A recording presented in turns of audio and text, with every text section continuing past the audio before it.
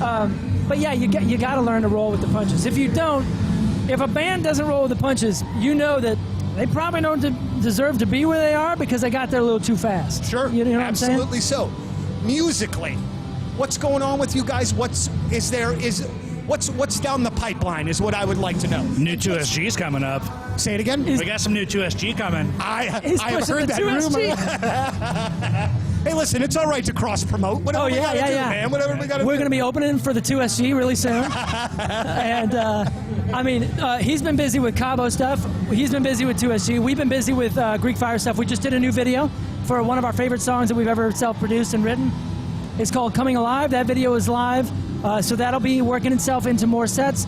We have music that is done, that is either mixed or ready to get mixed. So we're kind of pacing ourselves and making sure we do it right, and we're not just putting music out to put out music. We want the support of stations and fans, and when it's like go time, we are ready for go time. Right. We are ready. We just waiting for the right time. Waiting for a few more pieces to be set. Hey, real quick, I want to ask this. This came to my mind as we were talking. Is there more pressure when you're playing at home? And I don't want to say less fun, because I know it's fun. I don't mean it that way. But are you a little more like sort of locked in when it's at home, or is it more freewheeling, or how is that? Hey! Good morning, everybody. Hello. Yep. It's Wednesday. Good morning, St. Louis. And good morning to everybody here in the studio. Good Thank you. Everybody looks a lot better than yesterday. Honestly, I feel way better. I took a big old nap. I was in bed for like 4 hours yesterday. And it was See awesome. what happens when we don't day drink? Yeah. Or weekday drink? Day drink or weekday drink? Productive yesterday. Vacuumed. There we go. Nice. Things are good. Yeah, the Rizz family had no activities last night. That's the best. Like me, the girl, and the wife sat and watched a movie while laundry was being folded. Ooh, What what did movie? you watch? And I never saw this before. Bring It On. Oh, yeah. What'd you think? It's a good one. That's the Gabrielle cheerleader Union? one, right? Kirsten Dunst and Gabrielle Union. Oh, yeah. Yeah, And yeah, hot ass, what's his face? He plays the punk rock guy, the cute punk rock Clint Howard? boyfriend of Kirsten Dunst. Who is that There guy? was a punk rock guy? No, you may be thinking of another movie. There was no punk rock guy. Jesse Bradford? I thought she falls in love with like one of the brothers of the squad. Yeah, but he's not a punk rock guy. Yeah. Oh, okay, so he played guitar. He had like a Dead Kennedys poster in his room. You're right. He was cool. Jesse Bradford. He was hot. No, what had happened was we had dinner nice and early yesterday, like 5 o'clock dinner. Senior citizen. Fine. I don't like to eat right before I go to bed, okay? Same. I get agita. Heartburn. Oh. Dinner was done, 5:30, table cleared. The girl goes, let's watch a movie. The boy goes downstairs, wants nothing to do with it. Clearly, yeah. I'm going to go, I think Fortnite is now a thing again. It is. It is in our house, too. Fortnite is back. Gone for a number of years. Fortnite's back. The kid goes to the basement. There was no hockey last night, nothing. Kid goes to the basement. He's gone. He's See watching ya. Fight Club in his room. See you, buddy. A lot of yelling, by the way, I guess, with this new Fortnite. It is. I think our kids are just in that age where they're like, you know, having Intense. fun. They're having fun hanging out with their friends, but they've been watching all these like YouTube channel gamer guys, and it's all about yelling and putting on a show. So they're kind of yelling and putting on a show for one Yelling and another. screaming come from the basement. Yeah, What the hell's going on To down be fair, when I'm playing Call of Duty, we're all yelling and screaming coming from the basement as well. I mean, it's yelling. Yelling what? Like, I'm in a Fortnite, you. I can't yes. imagine what's going on. Nah, it's like Like, call look outs. out! Yeah, Like that it's kind all of thing. call outs. Enough where I went downstairs and went, what's going on down there? On the left, he's reloading. Like I marched downstairs to the basement. What the hell's going on down here? Give people more anxiety. Yeah, definitely. Oh, definitely. Like I am not a gamer at all, and I'm not, and all my friends are. But I'm going like, isn't there enough to worry about? But now we got to worry about a zombie coming at you. You're totally right. I was thinking about it yesterday. I was playing a little bit because I couldn't fall asleep, and I was like, I'll just play a game or two. And back in the day, it was like that rush is something that you were after. You wanted the rush. It was fun to play games because of the rush. Now I'm like, what am I doing? I swear I'm like, my heart rate is way too high. My blood pressure, I'm all nervous. I don't like this. I mean, It's him and his buddies hanging out. I don't know. I know. And they're shooting each other and they're building stuff. He comes upstairs with a smile on his face. Okay. Yeah, my son's loving it again. Like, I think it's like a stress relief for him. Maybe. Yeah, I guess so. Don't come at me with, oh, you think the video games are ruining people. I don't. No, because we went through that with Mortal Kombat when we were younger. Yeah, Sonia. And look at us. We're so great. We're fine. I played I'm the a well-adjusted Dracula video game. Like when the Dracula? Remember when the Gary Oldman Dracula, Keanu Reeves, Winona Ryder movie came out in the 90s? I had a Sega Game Gear. It's a great movie. I had a Sega Game Gear, and there was a game for that Dracula movie that came out. That was and that's what I was Bram playing. Stoker's Dracula. Bram Stoker's Dracula. Keanu's so cute in that movie. Cool sex scene too. That really kind of I've never seen that. built Not laid to be the groundwork confused with Interview with a For Vampire. what? for me in life. Yeah, Which was on You want to Dateline. bang Dracula? I kind of wanted to get I kind of wanted hot Dracula. Gary Oldman was, I don't know. right? Wasn't Kind Gary of a Oldman the bad guy? Yeah, he's Dracula. Right. And he was in love with Winona Ryder. Yeah. And Keanu was married to her. Yeah. And everybody's hot in that movie. Even Yeah. Gary Oldman somehow looking like a crusty old Dracula. Well, So the boys downstairs, the girls are upstairs. I'd bang Gary Oldman. And I wasn't even asked, like, hey, do you want to watch this? It was just on. Like, they had just put it on. And I sat on the couch with all intentions of, doom scrolling through my phone. Yeah. And I got sucked into this movie. Got sucked in. Good for you. Yeah. Right? I mean, these girls are out for blood with these cheer squads. Yeah. Yeah, I remember my daughter stood up and got in my way. I went, get out of the way, I'm watching the movie. I'm happy your daughter was watching it because that's a late 90s movie. Well, and she's all into cheer. Yeah, that's great. And, man, it was Gabrielle Union. it's kind of dated. Such a babe. It's kind of dated. I mean, it was 2000? Yeah, like 99. 2000. Probably around there. I watched it in high school. I loved it. There were a couple scenes where you go, ooh, like they had a bikini car wash. Uh-huh. And we're all these, like, hot seniors. Oh. Not senior citizens, but, like, senior girls in high school. Uh-huh. It's a high school movie. I know it's a high school movie, but they're doing a bikini car wash to raise funds. You felt uncomfortable. Well, because all these, like, older guys are going to the car wash. Yeah.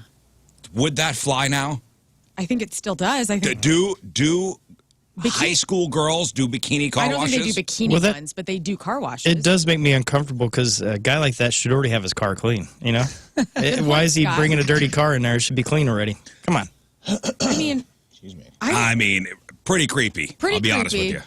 you. well, did they have just bikinis on, or they have shorts on and then just bikini tops? Oh no, it was one girl was washing the car with her boobs, She was? like rubbing her chest on Fine, the, I'll on the hood of watch. the car. Bring it on, dude. Yeah, okay. You sold it.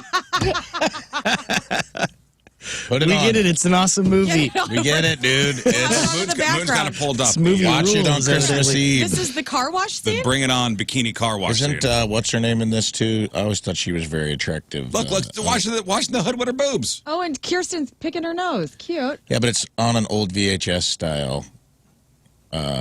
It's not as threatening because it's. Oh, low my grade. God. That girl, Elijah Dushku, she was just J-O-ing the. Yeah, she was antenna Joe of in the car antenna. Oh, she was in True Lies. Yeah. Plays Arnold's daughter. I always thought Yeah. she was Very cute. very cute. They did do it that VHS style, though, for Look at how They sweet did, he to is. make it seem a they little. stylized it in that way. Look, so this it is was- a memory. It's like looking at a yearbook. It's okay if you still are attracted to your high school girlfriend because you're looking at a yearbook. Well, that was pretty obvious right there. That was her. Elijah That was Dushku. Elijah Dushku's Bushkus right in front of that guy. There's her bush goose. She like Her jumped. babushkas. Her Her babushkas in a bikini. she was free jugging right in front of that guy.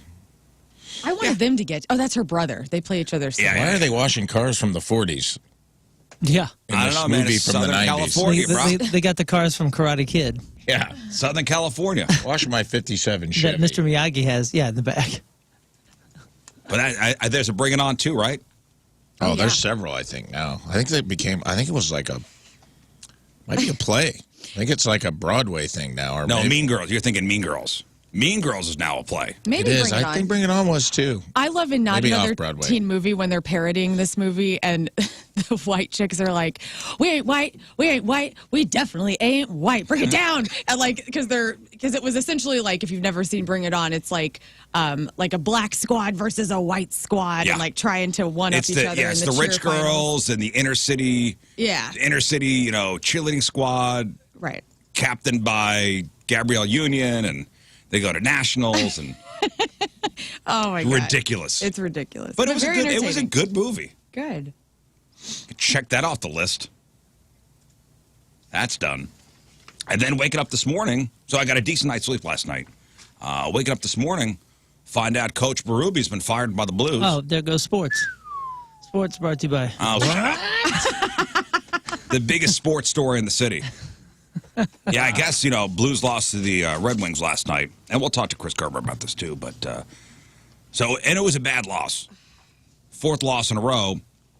And then they announced later yesterday evening that Craig Berube was relieved of his duties. Yeah, less than 2 hours. Duty. Yeah. Less than 2 hours after the game. I wonder why they were Of his calling me this morning so much. Yeah, yeah. They just keep calling. So I guess the coach of the AHL affiliate, the Springfield Thunderbirds, will fly in today. Guy's name is Drew Bannister. He's going to fly in today to take over, I guess, for the rest of the season. He'll be the 27th head coach in Blues history. Berube's out, Bannister's in. Berube's out, Bannister's in. Thunderbird, huh? Well, I mean, fired in the middle of a season. That sucks. But maybe it'll be great for us. I don't know. What do you guys think? Well, if you remember last time this happened, Berube replaced a guy named Mike Yo. Who replaced Hitchcock? Right. Who replaced? I don't know. Right. So Berube replaces Mike Yo in the middle of the season back in 2018, in November of 2018. And then Berube gets the team turned around, and next thing you know, that season, Stanley Cup. Stanley Cup. So, I smell a Stanley Cup. Okay. Right around the corner. Guys, I smell a Stanley Cup in 2024. Because like of this. precedent. I smell a Stanley Cup It's so hard. in 2024. It's so hard to make decisions like this, I'm sure, for Armstrong and everybody else, because remember the 2019 season, the year that we won it all. They were garbage in the beginning. Remember, What's what I'm saying? We had written them off. They had fired the coach. In November, Berube takes over, and they win that season. I will say the Thunderbirds, you look at their record from last year, and I mean, they had 38 wins, 26 losses, and 3 overtime losses. well, so, you know, listen. That's great. You can't say to them about that because they move guys up and down all the time. Yeah, The and they fabulous Thunderbirds. got to a Calder Cup final 2 years ago. Thunder Or Blues. maybe 3 years ago. The Thunder Blues. But guys, this is the turnaround. This is the dude. It's all happening. It's happening. Guys, I've already got my parade shoes. 2024 I got my Stanley parade Cup shoes champions. on for 2024 already. Well, the wild thing is, I wear special shoes. I don't remember. I don't Championship remember if parades. this was actually said, but wasn't this the year that everybody was saying was a rebuilding year anyway? So I don't know if they actually came out and said, "Hey, this is a rebuilding thing." But if that was like the known approach to everything, ooh, Get Barrett Jackman sucks. in. Let's get hot ass Barrett Jackman back behind the ice. he's a good looking Behind the ice. Or behind the glass. How about underneath the ice? How about that guy didn't wear a face mask, Rizz. He didn't wear a helmet. On the bench. he was wore a helmet not all the time. He didn't know. when it was knocked off. Maybe. But he was part of the, if I have my facts straight, which I probably don't, I think Barrett Jackman was part of the Blues when they didn't have to wear helmets. And he was like, I'm not wearing one. I don't know. Like there was a time where you didn't have to wear a helmet, and like those players were kind of grandfathered in when they made the players wear helmets. Yeah. I'm not sure if that's true or not. We're gonna look that up. Okay, somebody help.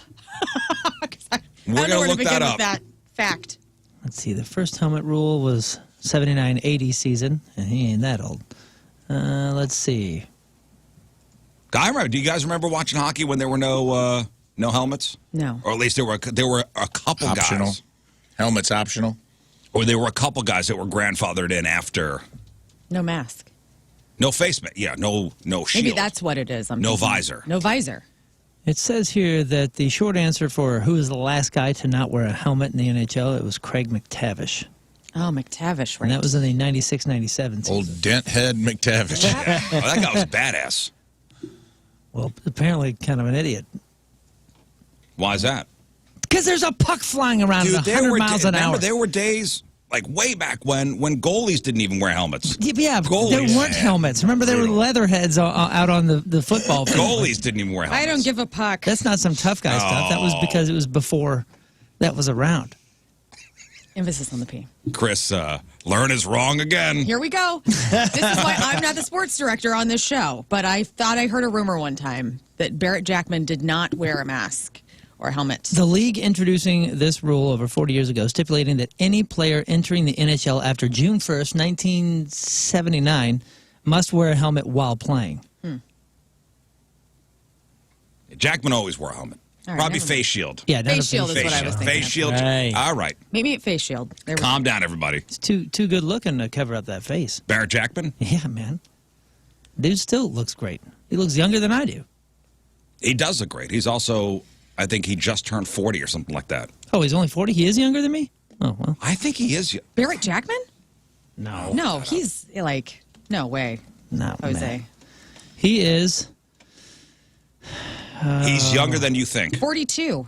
Oh, okay. Wow. We're the same age. Well, maybe he is younger than If me. he were an Younger than- animal, yeah. he would be a brontosaurus. He's younger than you think. Because I remember when he was here. He Oh, came no, in. he's older than me by 3 weeks. I remember he came in and he like retired at like 39. Is he a Pisces? What is he? I don't know. March 5th. Pisces, right on. But I'm just saying, Pisces. Stanley Cup, Right on. here we come. Yeah, I'm ready. This is hey, if history Yeah. were to tell us. Does Jackman coach anywhere? Does he do that? I don't think he coaches anywhere. I don't think he wants that. I don't think he wants no part of that, Lern. I want it. No, It's a tough job. I feel I like bad that he got Super canned tough. because I don't follow hockey super close, but I have listened to some ESPN pods that were like, even the Blues front office acknowledged this is a rebuilding year, and they didn't really make any big moves to improve the team. If anything, they traded away a lot of talent. So, like, you're firing your coach in what you've labeled a rebuilding year. Just kind of feels like they're hanging a lot of Yeah, but it was failure, always- their own failures onto Craig. And again, we'll talk to Kerber about this later, but you know, who's always the scapegoat? Oh, yeah. Scapegoat is always the coach. And when do you think he knows that it's coming down to that? Well, that's going to be my question to Kerber. Is like, how does it go down? Because I think Berube gave the post-game press He did the- conference. yeah, he did the press Like he did conference the and press everything. conference and everything. And it's like, you know, it was a home game yesterday, so Doug Armstrong is there. He's the GM. As he dip his head in, go, hey, Craig, can I talk to you for a second? Meet me in the office. Or is there a phone call that's made and is an assistant sent down? Take a seat. Hey, Craig, why don't you take a seat? Yeah, he knows it on take. Oh, I'm getting fired. And this was a thing last season, wasn't it? Like there was rumors that Berube was going to be out last season. There were rumblings. Okay. They brought in Chris Hansen. Hey, Yeah. why don't you take a seat? Craig, take a seat. Good news, you're not a child molester. Yes. Bad news, you are also not the coach of the Blues anymore. Yeah, you are being relieved of your duties. Well, I think he's still got a contract, so I think I he'll think he get had a paid out. contract for this season and next Yeah, he'll be season. paid out. So he'll. Well, good for him he'll- then. Yeah, it's all But to good. be, to be fired so close to Christmas. He's pretty. He's pretty beloved. Hey, what do you mean so close? I would rather do it now than in January. Pay me, and now I get to hang out with my family. He can drink Good a lot. call. Okay, Good call. all right. Yeah, Yep. listen, I'm sure he'd rather still be. Sure, but if it's going to Listen, happen, give him the vacation. People become coaches so they don't have to hang out with their families. That's true. That's true. That is true a lot of times, but I'm not going to surmise that is the case here. You become a coach so you don't have to hang out with your family. You're not playing, but you're still involved, and you're still traveling. I don't know. My mind, I drive myself nuts with what to get my wife Yeah. for Christmas. We had talked, Lern and I asked Lern for advice, and I thought I had something pretty good. Yeah. I don't think it's enough. Yeah, it's kind of impersonal. Do you guys get personal gifts? Like you want something with meaning, or what's your gift Man, giving? look at that blank look on his face. What is going on over You there? talking about spousal gifts? Yeah, like do you like? There's like acts of service, like okay, like maybe here's a spa gift certificate, or do you get like a painting that you think she'd like, or do you do like concert tickets to a show that she really wants Last to go year, to? nailed it. What'd you do? Last year, I got her the Tori Amos tickets. Oh yeah. Tori Amos tickets, and I got I blew up a picture of the family on canvas, us on the beach to put on the wall. Cute. Because my wife had said we got no artwork upstairs, so I said, here's a great picture of us. on a beach. And I got her a heated vest. Nice. Utilitarian and thoughtful. Right. So I got like 3 pretty dope gifts, and it was pat on the back. You covered everything. What did you get? Happy woman. Man. Oh, no. It doesn't matter. Exactly. Wow. Right? I don't remember. I don't remember. Oh, no. So this year, like, I don't remember my drive in this morning because my mind was just locked in. What, are we even getting each other gifts? Oh, you haven't talked about it. We haven't talked about it. You need to ask. Oh, so you don't know. So you're thinking, wait, you haven't talked about it or you don't remember if you've talked about it? Good I think question. I would have remembered. I don't know. It's been a busy year. It's been a busy year, and last she keeps month. buying herself things. Yeah, see, I lucked out. My wife came up to me and said, hey, I got this awesome new thing. I'm so excited. It's my Christmas present. I said, wait, are you saying what I think you're saying? And she said, I am saying exactly what I'm saying. This is my Christmas present. Merry Christmas. Merry Christmas me. And I said, okay, cool. Great, wonderful. Don't buy me anything. Tim and I don't do the gifts. I've talked about that before. This year we're doing an ornament because we have a bigger tree. And then we always write each other a little card, like a sweet card. There have been years where we've apparently talked about getting each other gifts, and it's fine. We both exchange. When the kids are opening up their stuff. There's been times where I guess we've discussed not getting gifts, and yet I've gotten something, and I got in trouble for that. Yeah. You've gotten Shame. her something? And I got her something. Oops. You know what? That's not real trouble. That's fake trouble. That's her feeling bad, so she's taking it out on Right. which I know all about. And my wife is a great gift giver. I'm terrible. No, you're not. The gift that you just said, the Tori Amos and the vest, is awesome. 1 year. Yeah, listen, we all hit a home run every once in a while. Well, yeah, that's don't mean okay. we're good hitters. Hey. This is why I hate the holidays. Blind squirrel, All of Yeah. the pressure. every once in a while gets enough. He hit it. I cut to 9 years later, and she's like 9th year in a row. She's getting Tori Amos tickets. She's like, yeah, you can't do it every year. What? You loved it. Okay, so I try to pay attention, pick up on hints and stuff like that. I know she wanted a soda stream. My Yeah. wife loves bubble water. She's like, my wife loves bubbles. She do love bubble water. She is a bubble Like a water. hummingbird. Hey, listen. Rafe was over for Thanksgiving. A lot of bubble water at the Rizz house. Lots. It's You the ain't seltzer house. You're not getting out of there without some seltzer in your blood. Yeah. I can tell you that. I Like tried. the Willy Wonka bubble room. You guys just all float up to the ceiling. So I was she's going pushing those mocktails. to get her a soda stream.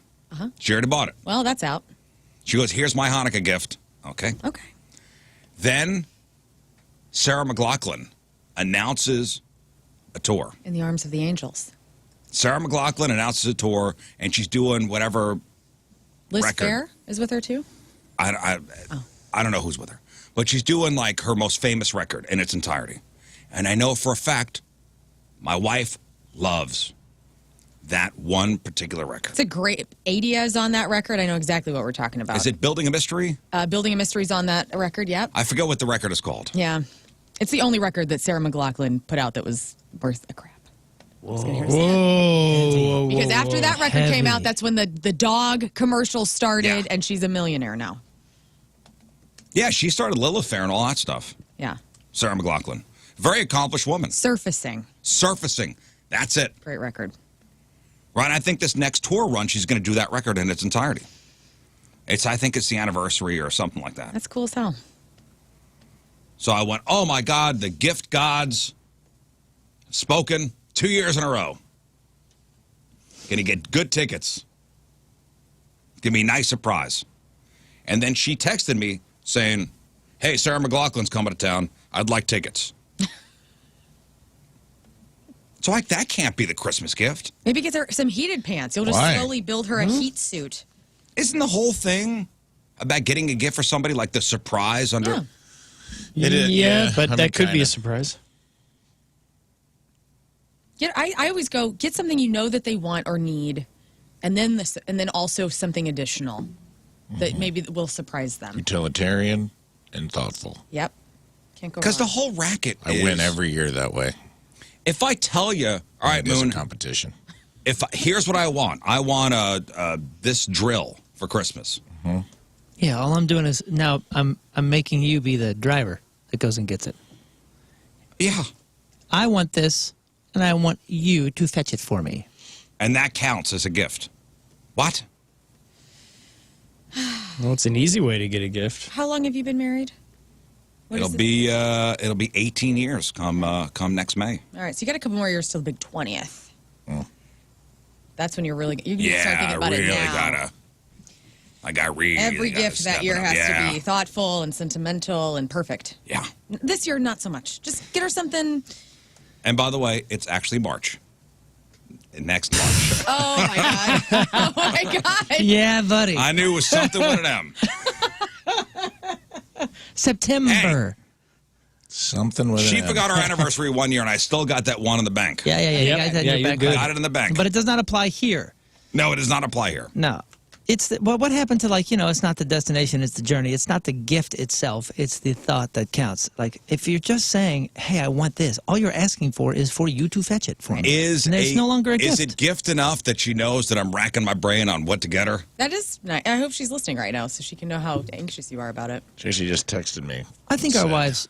I also don't want to waste Listen, money. I think our wives know how much we stress out about getting the perfect gift for them, which is like why... No, I think that's why it's such a disappointment when we fail so hard, because we do think about it. They know we think about it, and we mess it up anyway. You know what I mean? Like, if you had all this time and all this time to stress about it, like you do, like you will, like we know you will, and you blow it, that's on you. That's, I think, what is the big guilt for me, is because she knows that I'm going to stress out about this, maybe last minute. But I've also stressed out about it in November. I've also stressed out about it right now when we're talking about it. Yeah. I've also stressed out about it like the other times that it's kind of been brought up around the home or something like that. And yet still I failed. Like, we're less than 2 weeks away. I failed a half a dozen times. I think you're okay, though. We're having this conversation before the 15th. If she hears about this, that's more than 10 days. We really need the Andy Williams, it's the most wonderful time of the year drop. And I'm not saying this, to be all sappy, but my wife does a lot. Like, she does a lot to run the house, with the kids and stuff like that, when I'm not available or I'm a zombie or... And busting butt with her business. I mean, that's a hard-working she's gal. a hard-working woman. Why don't you make her a coupon book? What is that? Where you never made coupon books for your family? Free back rub. Back rub. One free, you get to just do whatever you want day, or... I think the novelty of that wears off by the end of your 20s. What about sexy coupons? That can be kind of fun. Into your 30s. Oh.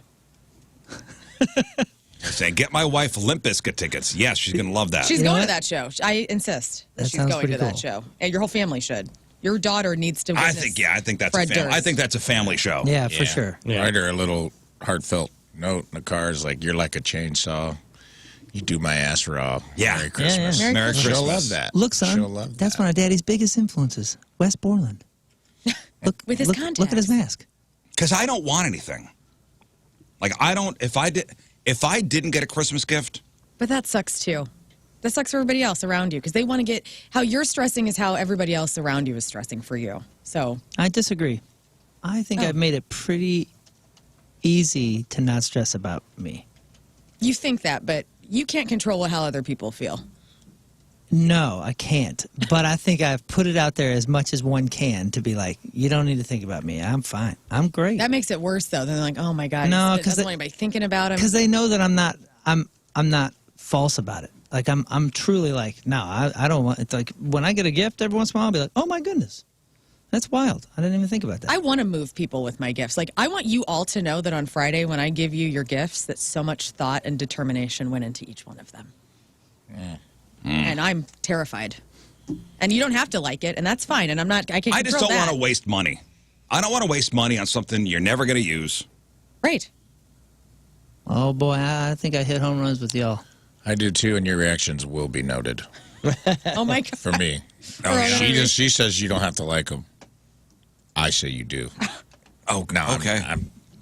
I like to force joy onto people. Let's see. Yeah. That's a good route to The go. best. I find that works well. Threats, intimidation, and joy pretty much go together. You know what? And I'll say a lot of my stuff is from I always feel like I let you down.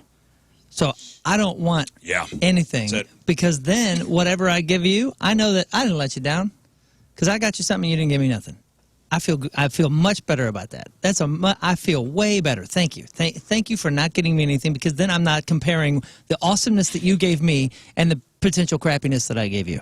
Because I know that I'm a bad gift giver. I look forward to whatever it So is. knowing that I'm a bad gift giver, I don't want anything, because then I'm like, oh God, they're over there going, they gave me an A, I gave them a C. I look forward to my box of Magnum condoms.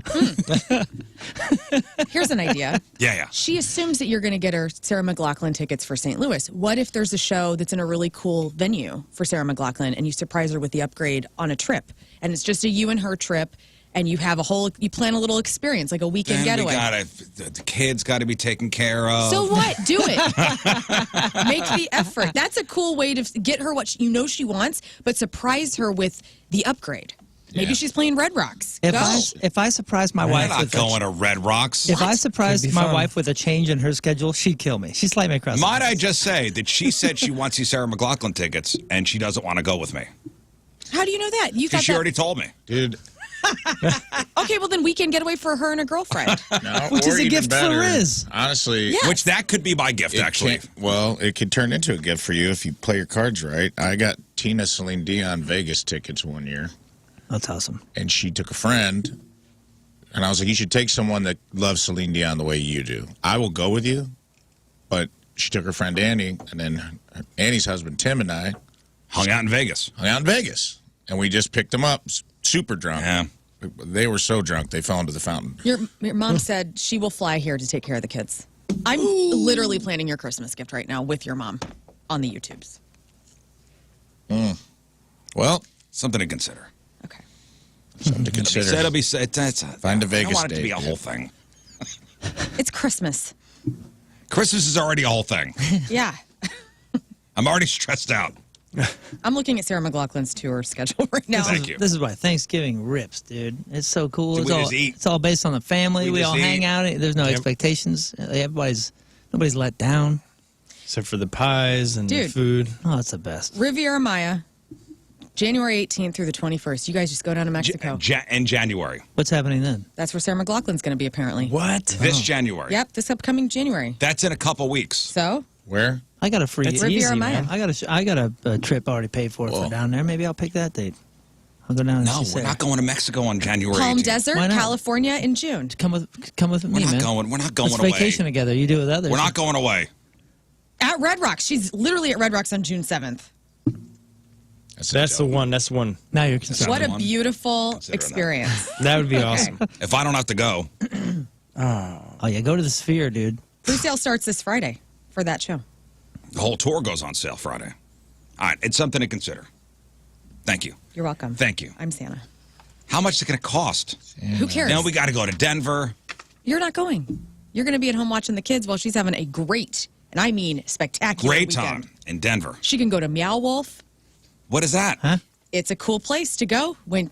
Just go and you'll know. Sounds like a very trendy Is band. that what cats? Is cats there? No, there's no cats. It's trippy and psychedelic, and it's Okay. perfect. That's the Oh, that's the thing with the bridge. like that makes you city dizzy. museum, right? Yeah, it is. Yeah. But yeah. for adults. right. Yeah. It's different than City Museum. Yeah. But yeah. While you were watching Bring It On, we were watching that Killers of the Flower Moon last night. Well, you got to take 2 days to watch that thing. Yes, we do. We're halfway through. It's 3.5 hours. It's a 3.5 hour movie. Why would you even start that? We didn't have kids last night, so we're like, yeah, let's cruise it. We started it at 6. We had You plenty- could have finished it. No. Yeah. 6, not 9:30. Yeah, well, I mean, we took a break to make a little dessert and some other stuff. We had an intermission. The movie needed an intermission. Intermission. It's heavy. And then you boy. get back to it. Yeah, we'll finish it tonight. I know it's a Scorsese movie, but seems a bit heavy. It is heavy. I I don't need mean, what do you heavy think you're this time getting with of year. Scorsese? I don't need heavy this time of year. Yeah, it's maybe not a holiday pick-me-up. No, it's not a holiday movie. Bring it on. That was fine. That was a holiday movie. That was fine. Hey, I was reading this article, and it's headline. It's the one thing you shouldn't force your kids to do at holiday gatherings. And does anybody want to guess what this Hug. is? Yep, hug relatives. Hug relatives. There's too many pervs. Man, Jesus. I don't know if it's about I love this. curves in the family. I love I got this. mixed feelings about this. I'm sure you do. I understand both sides. It's changed the way I am around kids because I know that some parents do this where they're like, we don't want our kids just hugging anybody and everybody hugging our kids. And so I'm like, when I meet listeners and they bring their kids, I'm always like, You punch them. I punch them right in the face. Now. Because I'm like, I get it. I get what you're doing now. You take the opposite approach. Instead of being a loving, hugging person, I used to be a hugger. Now I'm like, get away from me. Yeah. Now, do you understand why there would be mixed feelings towards this? Explain it to me one more time. Okay. You walk into a holiday gathering. Okay. Let's say family holiday gathering. Mm-hmm. Right. Not strangers, family holiday gathering with your kids. Okay. Aunt Kathy bends down and stretches her arms out and says, come over here and give me a big hug. Kid gets quiet, shakes his head no, and then grabs you, and you go, no, go give Aunt Kathy a hug. You haven't seen her all year. Right.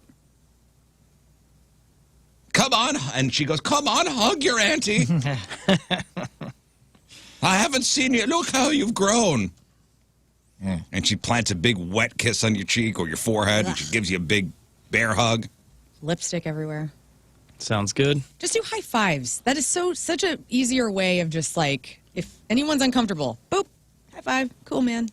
I understand you shouldn't force your kids into having somebody touch them. Right. Because it's their body. It's personal space. It's personal space. And I'm big into personal space. I get it. But I also think it's kind of a rite of passage. I understand that, yeah. Spoken like a true 80s. That's kind of why I wanted you to really define this for me, because I'm kind of on that side of things where I'm like, yeah, man, I get it. I get the whole, don't teach your children that they have to have unwanted physical contact. You're right. Fine. It's your Aunt Linda, dude.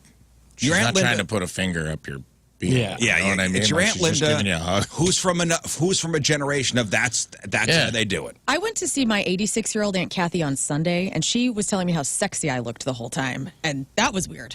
I mean, she's got early onset dementia, She's but that's fine. I mean, that's fine. That's That nice. happens. And it made you feel She really great. liked my You are jeans. sexy. She goes, you're so sexy. I'm like, Give me a hug. Do you ever go out and dance the hoochie coo? I Do you do. do that? I used to have It was odd. When are you gonna find a man? I've been married for quite a while now, Aunt Kathy. His name is Tim, Aunt Kathy. Get away. I used to have Is Tim still in the Navy? Like I said, a man. Yeah. I used to have an in-law in her 80s, maybe in her 90s. I think it was 80s. That like during family pictures, she's squeezed my butt. Yeah. And you're just like, good for you. Well, that's something you should talk about in therapy. But, What? Get out of here. It was like she's had she's a fun good- anyway, and Right, that's Aunt Helen. That's a compliment. Thank you. It was funny. It was whatever. Parents are so worried about everything, I imagine, right? Like that, you don't want your kids to go outside or do anything. And like forcing them to you hear stories about like perverts in your family that you find out like 18 years later that we were making you hug, Uncle Ted, and Uncle Ted's molesting you. It's just like, oh my God. Like, I feel like these kind of go hand in hand, like predators within your family can kind of prey on children even more when you're forcing them to hug the predator. It's disgusting. Man. Think about that. See, that's Merry heavy. Christmas. But do you think, is this a states phenomenon kind of thing where I think in Europe, it doesn't seem like they would have such an issue of having their kids hug their aunt or uncle or whatever. Yeah. From the wouldn't kid- even think from the twice, kid right? side? They French. And they give you a kiss on the cheek. They do the whole thing. I think it's a more physical society, so they're kind of used to it. But I okay. 'Cause we're understand. kind of odd here. Are there tons of pervs in France? Like, I don't know. Apparently, there are tons of pervs in everybody's family, according to you. Yeah. no, I'm just saying, like, you hear I stories. think there is a lot Of of course, you pervs hear there. stories of It's sad. you hear stories of people getting hit crossing the street, And they still drive. I know. I'm just and I saying. still cross the street. Let me ask you this. You have a sister. I do. Who may one day have a child. Yes. You will be Aunt Lern. Yes.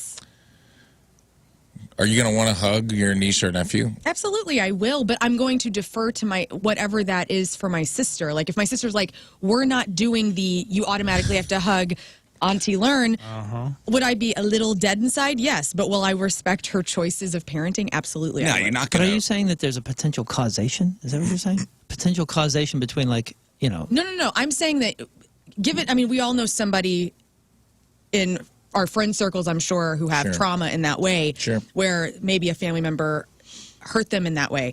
And so I'm just saying we come from a generation of where we were forced to like, you're going to hug Aunt Kathy. And then you hear about it like 20 years later, like, hey, Aunt Kathy was like hurting sweet little Billy. Like, and you're finding out about, I mean, it's pretty, you're going pretty extreme. Sure. You're going pretty extreme. But for the most part, hugging Aunt Kathy once a year at Christmas is not going to cause years of psychological damage. I know. Yeah, the reason it's strange is because the kid is like, you know, a 6-year-old that is you're telling them to hug a stranger. It's psychologically strange. But it's not because it's a stranger to them because they're only seeing them once a year and they don't remember last year. Well, so and it's like, who? Why am I hugging this person? And also, your child is like, if you're 6-year-old, they think that this is how the world works. So, like, if they're forced to hug all these people and let all these people that aren't like their immediate family, like, get in their personal space, like, I don't know. I'm just saying, think about that. You're hugging them for the Kit Kat that they will produce from their purse when you get done as a reward. It's a good lesson. Giving kids candy for physical contact has no negative ramifications. Yeah, like, get in my van. Ugh. Yeah, I think it's something to be aware of. Sure. I definitely think it's something to think about case to case. Well, it's also if I mean, don't hug Aunt Kathy's new boyfriend Doug. Yeah, Doug's the weirdo. You know what I mean? Like, I think I'm with you on that. I think there's like there's a circle of boundaries, like a core family. Yeah. And then there's the in-law. You don't have to hug the weird in-law. You know what I mean? Like, you can be like, I'm keeping an eye on. Hey, go give Grandma a hug. Yeah. I don't know, man. I don't know. Grandma may have molested somebody back. She might have, Rizz. What? She might have. The forced hug. You're acting like no grandma's ever done anything wrong. You're right. You know? But shouldn't you come from a place of, like, good faith? Sure. If you love this person enough to invite them into your home, like, shouldn't you be coming from a place of good faith? All I'm trying, I don't take any extreme. I might as well not invite anybody just in case they molested somebody back in the day. I'm just saying, personal space matters, even for the kiddos. Like, I think that's a good thing to teach. Yes. I think it's lovely if you want to hug Aunt Kathy, but I think maybe, you know, just be conscientious of now, that. Aunt Kathy also shouldn't be like, Or Aunt Kathy's like if you know the kid is like latched on to the you know mom or dad's leg, Aunt Kathy shouldn't go and pry the fingers off. Yeah, for sure. That's one. Then it's weird. Okay, I'll give you that. That's weird. But there was a whole article. It was in the Huffington Post. You know, your intentions here are good. You don't want to hurt the loved one's feelings or for your kid to seem rude, but by pressuring a kid to show affection when they don't want to, you may be sending mixed messages, albeit inadvertently, about who is in charge of their body. I mean, I really think we're going to extremes here. Yeah, but I agree with the sentiment. I agree with, like, a lot of times we take for granted that or a lot of times we're not thinking about what the kid's perspective is and how terrified you might be as a 6-year-old being told to hug somebody that you see as a stranger. Yeah. And if you put yourself in the mindset of the kid and the potential kind of weirdness of the whole scenario, you'd go, hey, you want to give him a hug? You don't? Okay, no big deal. All right. Moving on. Fist bump, high five. I mean, there's still ways to show affection and understand, like, acknowledging another person's existence. It doesn't have to be like, let's embrace. Yeah. I'm all about hugging. Like, I'm a hugger. What about parents? But again, like, you know, I've always just done tried to get into the high five mode because I'm more conscientious of, I just don't want their grubby little hands on me. Dude, hugging in general is weird, or was weird to me at a point in my youth because my family was not huggers, like zero, like none. And I remember seeing like high schoolers, especially girls, you know, like hugging each other. I was like, what are you doing? That's for like. Keep doing it. I like it, but what are you doing? Important holidays or something. You know what I mean? It was kind of strange to me. But I always go back, and this is as cheesy as this is, I always go back to something that Mr. Rogers said in like some documentary or something. Maybe when he was remember when he was like talking to Congress or something a couple times? Yeah. There was something he said when he was like younger. It was like in the 70s. And it really did hit for me, and maybe it does for you. He said something about how adults typically don't see children as people. We see children as like children, you know, because they're like lesser than in 100 ways, you know, psychologically or whatever. And he's like, if we just start treating children like people, everything changes. Sure. And he's like, just think of them as they're people that need more care. And there are people that need more consideration and sympathy and, like, you know, try to put yourself in the mind of the child and realize that these are people and we need to look after them and their emotions. Yeah, guide as well. and protect and set them up with a foundation that's sturdy enough that they're going to be better than all of us when they're our age. I'm destroying the paraphrase in which Fred Rogers said these things, but, like, whatever he said, like, that's kind of how my mind paraphrased it. And I was like, yeah, you got to consider kids are people, man, and, like, treat them with equal respect. Jeff on the instant feedback says, you know, it's really about teaching kids consent. It is. Yeah. I'm sorry, F your feelings, Aunt Kathy. Like, my child. Well, Aunt Kathy, like, who helped raise you. No. Yeah, Moon Yeah, said but there's it. also someone in the chat saying, I don't even, and I get it, I don't even make my kids hug me. Oh, really? Well, where'd they learn how to hug then? Why do they even know what a hug is? Right. Kids You, need at some affection. point in your life, you did tell a kid, like, give mommy a hug, give daddy a hug. Like, there's no way, no kid's just, like, sitting there, chewing on their wrist, drooling everywhere, and was like, I've come up with a new concept. I'm going to wrap my arms around this person. I'm going to call this a hug. Like, at some point, you did force a hug on a kid. I'm sorry, you did. You've done it. If you have a kid, you probably told him to hug you goodnight. I don't believe you that you've never, ever in your life asked a child for a hug or taught them how to hug. There's nothing wrong. There's nothing inherently wrong with that. I don't know. Some of it feels a little performative. Yeah. And can you imagine a kid whose parents never show him affection and hug him? I haven't hugged Chauncey, not once. And look, he's fine. Yeah. He's skinning a rabbit right now. Yes, but it's Hey, his Chauncey, hobby. what are you In doing with that class. rifle climbing up on the clock tower?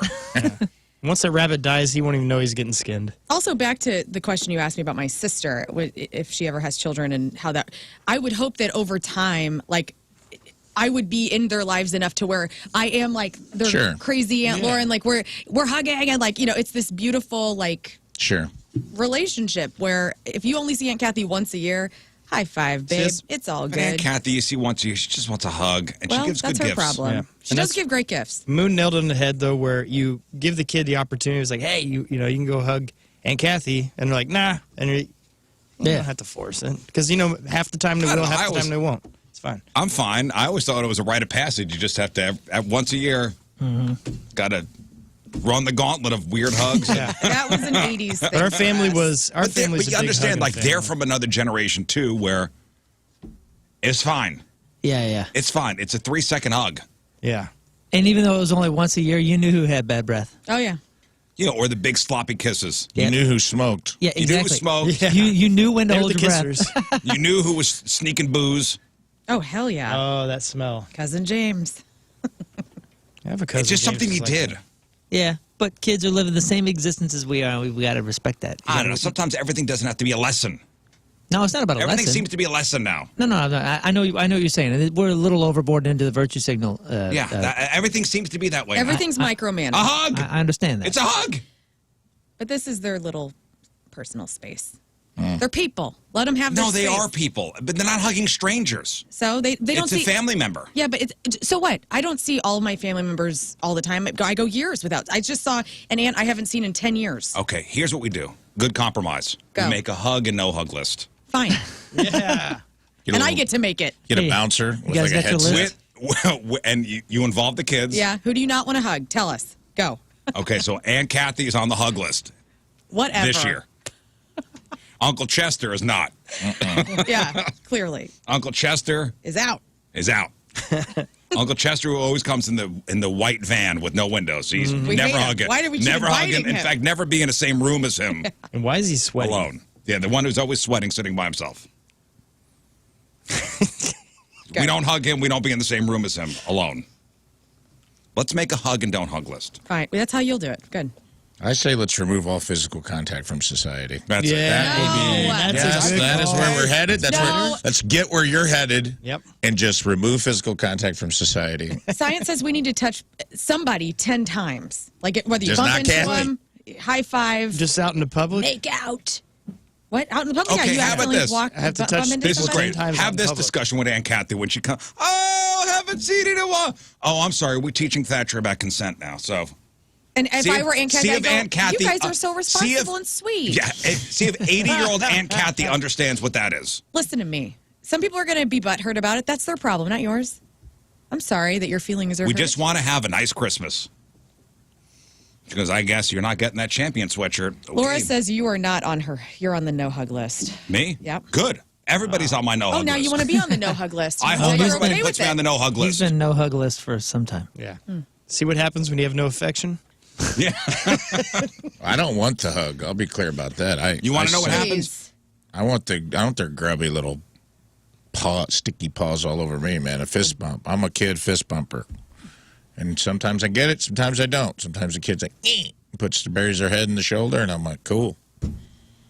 I'm good. Why don't we just I didn't acknowledge- want to hang out with you anyway. Why- I came over to hang out with your parents. Yeah, why don't we acknowledge the real issue here is if you're not getting a hug from the kid, you ain't cool enough. That's true. Maybe it's just because we ain't cool enough. Yeah, you probably got creepo vibes. Maybe be the cool aunt or the cool uncle, and these kids will want to hug you, and then it's a moot point. I will accept if Cool anybody Uncle wants to give me a Chester's hug, got a I'll puppy. take it. But That's not Candy in the what I mean. back of that van. I'm not going to ask for a hug. Thatcher's a fist bumper. Fine. Respect it. Respect. Respect it. Boom. I don't know. Do what you want. I'll take that extra hug, Aunt Kathy. Roseanne checking in saying we're a hug and kiss family. Oh, Nice. So guess what, brother? She just upped the ante. way to go, Roseanne. I can tell you, I only had one aunt and one neighbor That's that sad. would do the hug and kiss thing. And they were wet. Ugh. Yeah, I know. and I they know were what you're talking loud. about, man. They were. It was like she was kissing my eardrum. Mwah. And you're just like, whoa! Wet Willie, dude. It was always like a here it comes, a slow motion, man. It was turning into Listen, the Matrix. every- You're like, Every year, Uncle Ron's going to stick his tongue in your ear. It's just something that we do. That's You're going to be fine. that's how. and of course, it was the one aunt that smoked. Yeah, when I was out in L.A. working in the retail world, a lot of the bosses and everything are from Italy and France and all this, and they're all the kind to come up and give you a kiss on the cheek every time, and it was weird to get used to that, I will say. But do Yeah, you but get A used to grown it? man coming European. over, giving you a hug and a kiss I on the remember cheek, and somebody European, it's a boss. they'd, like grab your head and you go, oh, okay. I'm being grabbed. You're a manager. You're You the ever have vice somebody do that? president. When you don't know somebody, like that's a European way of doing a kiss on the both cheeks. And it was okay. yeah. Oh, I guess we're doing that. Oh, Okay. over here, over here. Fine. I don't know the rules. A guy. Okay. Yeah. well, I don't think I've ever had that. Honestly, It's wild. Someone No, they grab your it's head. weird. Yeah. I don't know. The person did it to me. All right. I don't know if that's how you do it, but it I'm not was. sure that's happened. I've had the lean in, like go for a shake, and it's a gal, and they'll do the kiss thing here on the side, and you go, oh, okay, and then they switch, and you're like, oh, that was close. Yeah, I did go with it. Oh, okay.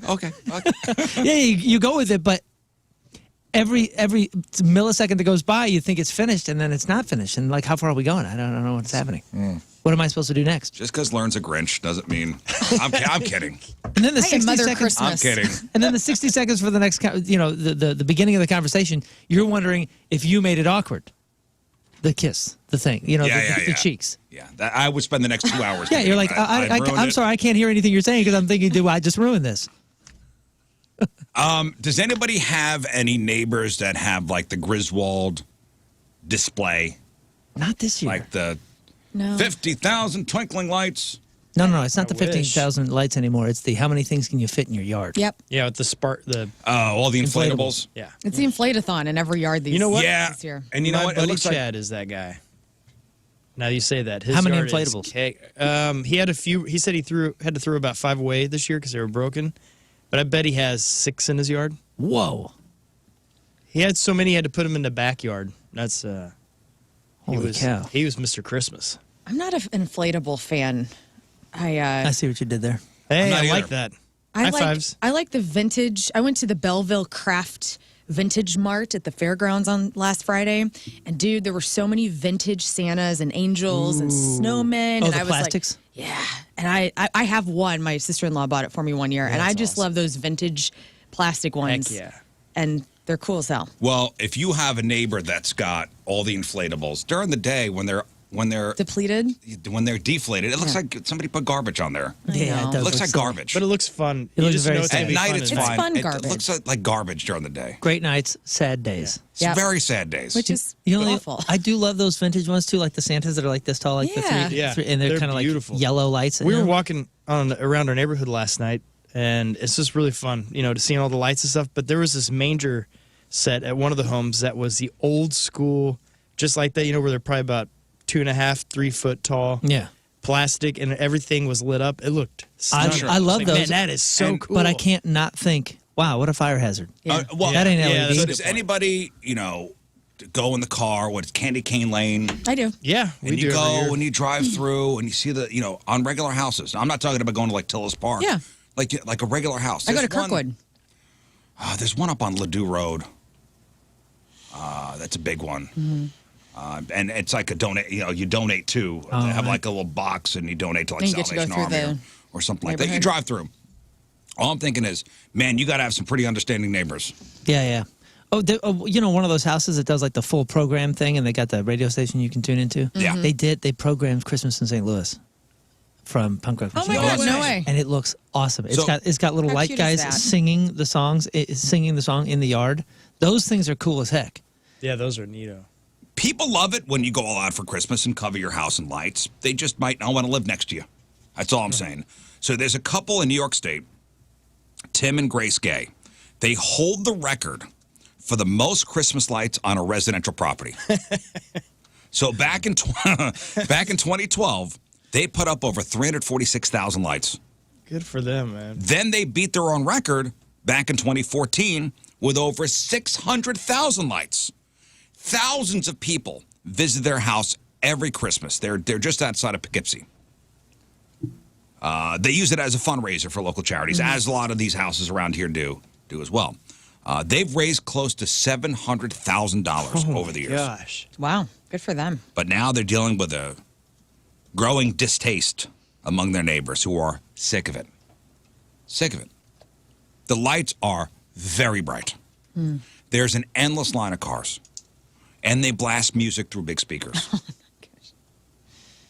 So a guy named Edward compared it to, quote, running a Legoland out of your property for 40 days a year. That's pretty cool. So this guy hated it so much. I guess he lives next door or whatever, lives in the vicinity. He ran for a seat on the town board last year just to make the city rein in the display. He wound up losing with 15% of the vote. This year's display is bigger and should set another record. They say it includes over 720,000 lights, 1,700 strobes, and a playlist of 255 songs. Oh, no. So Yeah, the bad ones are on that Griswold. list. So they open the day repeat after Monday. Thanksgiving, and it runs through the 28th. So we're talking about 40 days of this. So Tim and Grace don't plan on doing it forever. They plan on stopping once they hit a grand total of $1 million in donations. But still, you got at least another year doing this. Dang. It's pretty awesome. It looks No neato. thanks. I mean, I saw a picture. It's ridiculous. Yeah. Hey, if anybody out there has like this kind of setup, maybe not this setup, but like the fan or the inflatables, the fans running and all that kind of stuff, what is the percentage that your electric bill goes up? And I know with the LEDs, obviously, Oh, it's like I looked it scaling up. back, It's but, not like, that much. It's not that much. No. It's not what we think it is. I've thought that too. Like, it has to be crazy, but it's not. I just It's want to not know. I've that never much. I've never done it. I mean, There's a we have lights on our formula. house, but Are you saying that you would like possibly this person that's creating this type of environment in that subdivision to maybe ask if it's okay if they do this? You mean Ask. consent? Yeah. Whoa. Would you like to give your consent about your neighborhood being on fleek or whatever the hell this is? and maybe if you Yes, what a perfect metaphor. if it's a vote if it's a vote and an opt-in, everybody shares in some of the wealth. Right. Well, Aunt Kathy wants to put up the Aunt Kathy. 720,000 lights. Doggone Aunt Kathy. Well, something has to make her happy. Nobody's hugging her anymore. Yeah. I know. Man, I don't. If I was a neighbor, I'd go. First year, okay, and we're doing this every year, and now we got lines of cars. Yes, it is for a good cause. Would you care? It's the. You know what? Maybe it's the music. It's the giant speakers. It's uncomfortable. They do have giant speakers? Like, what's the decibel reading? I don't know. They said 2 giant speakers and 255 Christmas songs on just going. That's where it's smart to do the radio station thing, where that way you have it inside the car, but you can still play your playlist and have it work Yeah, that's nicely, cutesy. and you don't have to. No one else has to hear it. Traffic. Yeah, but it's kind of fun. It's We've a decided, random so we thing. usually do two different light things. And I think we're over it. I think we're done. No more than that for next year? That's Now it? we do a drive one and we do a big walk one. And last year, we may have picked the coldest damn day of the year, but we were going through miserable. All of us, we were like running through it because we were so cold. Yeah. We waited too long to get a hot chocolate because the lines were just absurd. It was just unfun. And every single kid was like, do we have to do this next year? And we're like, oh my gosh, they're already talking about next year. Not doing it. Not wanting to do it. And my wife this year said, hey, we're not doing that traditional thing that we do every year, right? I said, what do you mean? She said, last year was miserable. It was totally miserable. And to be honest, the last 3 years have been miserable. Yeah, why are we doing Why are this? you even doing it? And it- Because we do it every year. And it costs us $150 or whatever the heck it is, because big family. And she's like, can we let's do something else. So we're done. It was a tradition.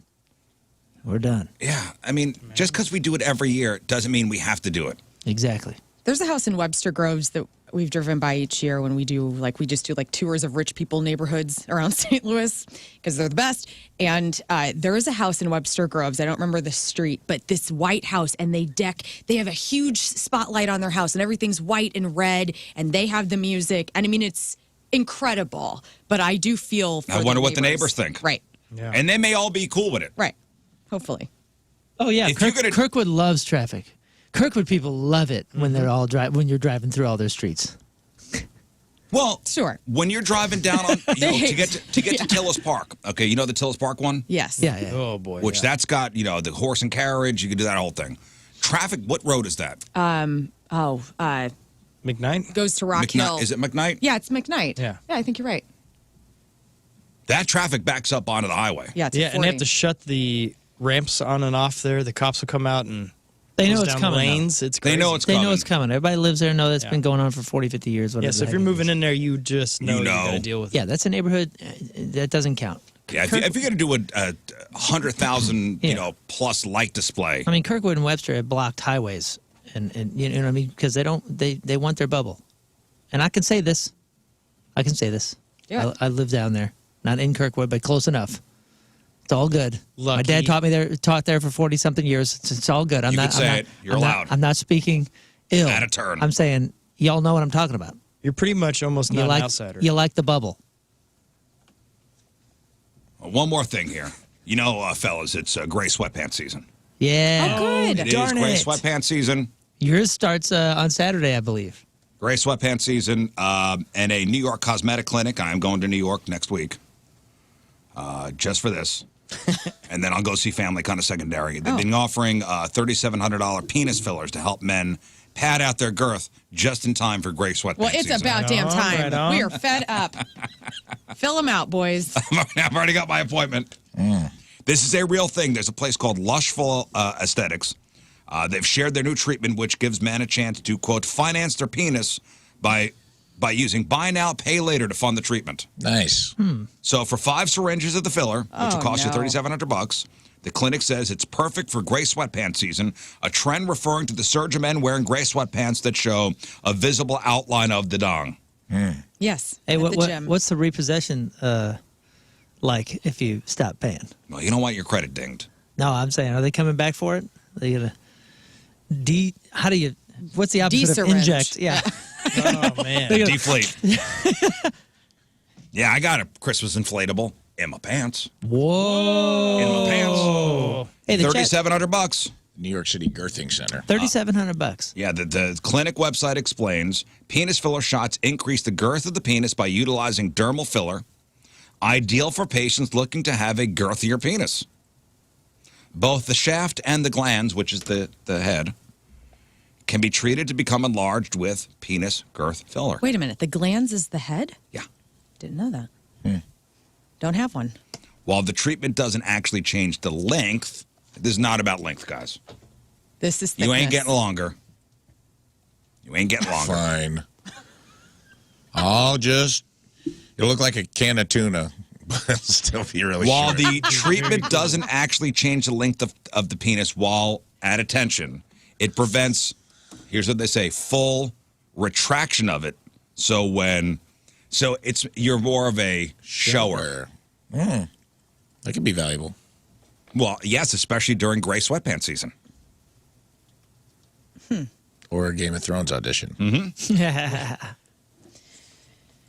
Well, good luck with that, you guys. Thank you. Yeah. I'll let you know how the treatments go. Gray Yeah, let me know. sweatpants season is a phenomenon where men wearing the clothing in cold weather often have a visible outline of A noodle.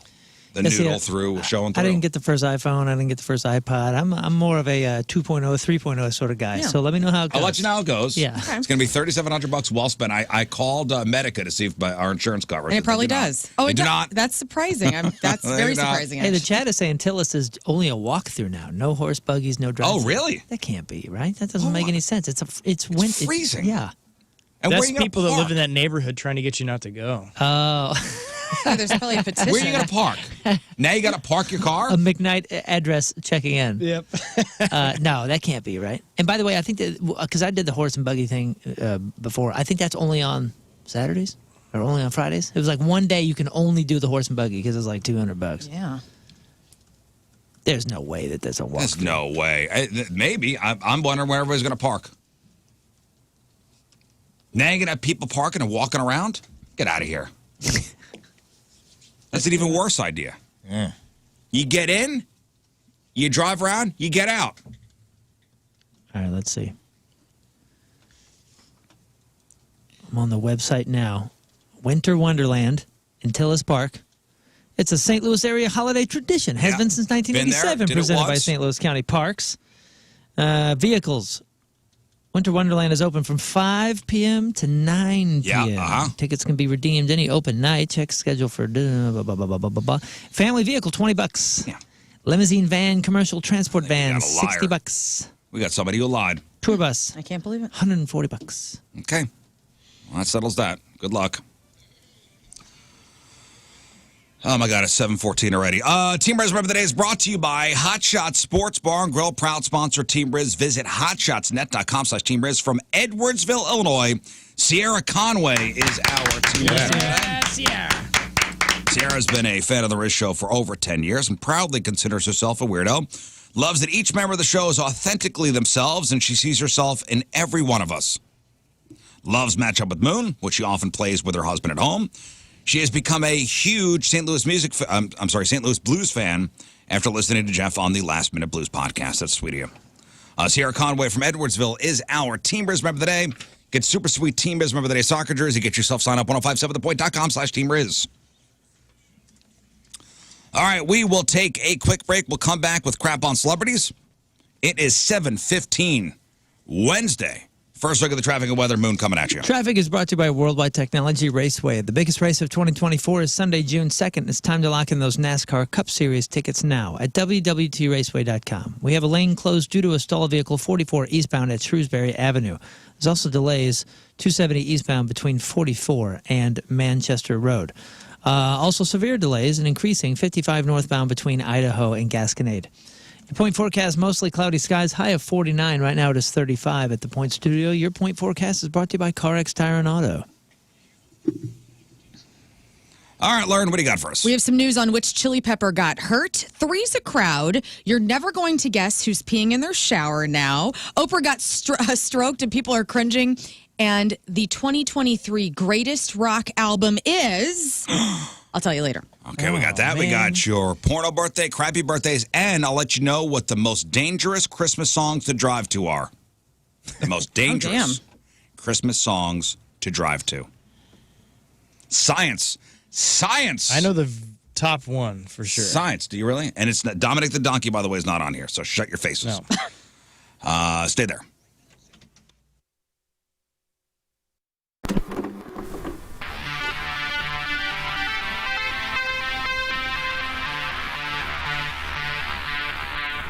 It's 105.7 The Point. Donnie Fandango backstage, way back Point Fest. Goldfinger, and we got everybody. How you whole guys doing? band. It's great to have Woo! Thanks for having us. Well, and welcome back to St. Louis. I know specifically people were absolutely stoked to see you guys and have you guys back here. And, you know, our buddy Moon is waving that Goldfinger flag when you guys aren't here, man.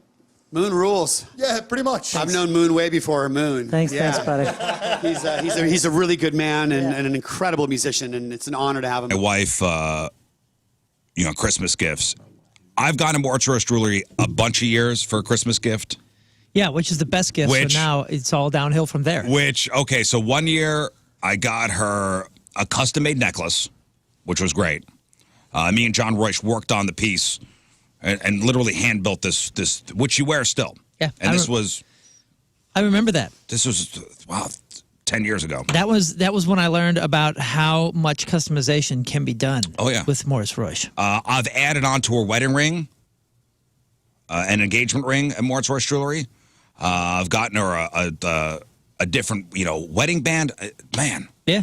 Mallory's John ring. Royce, Dan Royce, everybody up there saved me. Incredible. Mallory's ring was custom made, and mostly in part, I was going to say partly due to their customization, but it really, I'd say 99% of it was their expertise that went into it. Because we went in thinking that we know what we like, and we want this color, and we want this, blah, blah, blah. And they said, okay, let me see your hands. And instantly, John Royce said, okay, well, she has long fingers, so let's go with this, and how about this? And we started Something you comparing. wouldn't have even thought about. It's everything that we wouldn't have even thought about. And thank goodness we went to the absolute experts for a custom piece, because my wife is ecstatic and always is showing off her ring. They are the best. A great gift would be you make an appointment and you say, all right, we're going up there. It's an experience, not just a buying jewelry thing. It's a whole experience. Mortuarious Jewelry, ninjabling.com. Get the phone number, get the address, make an appointment.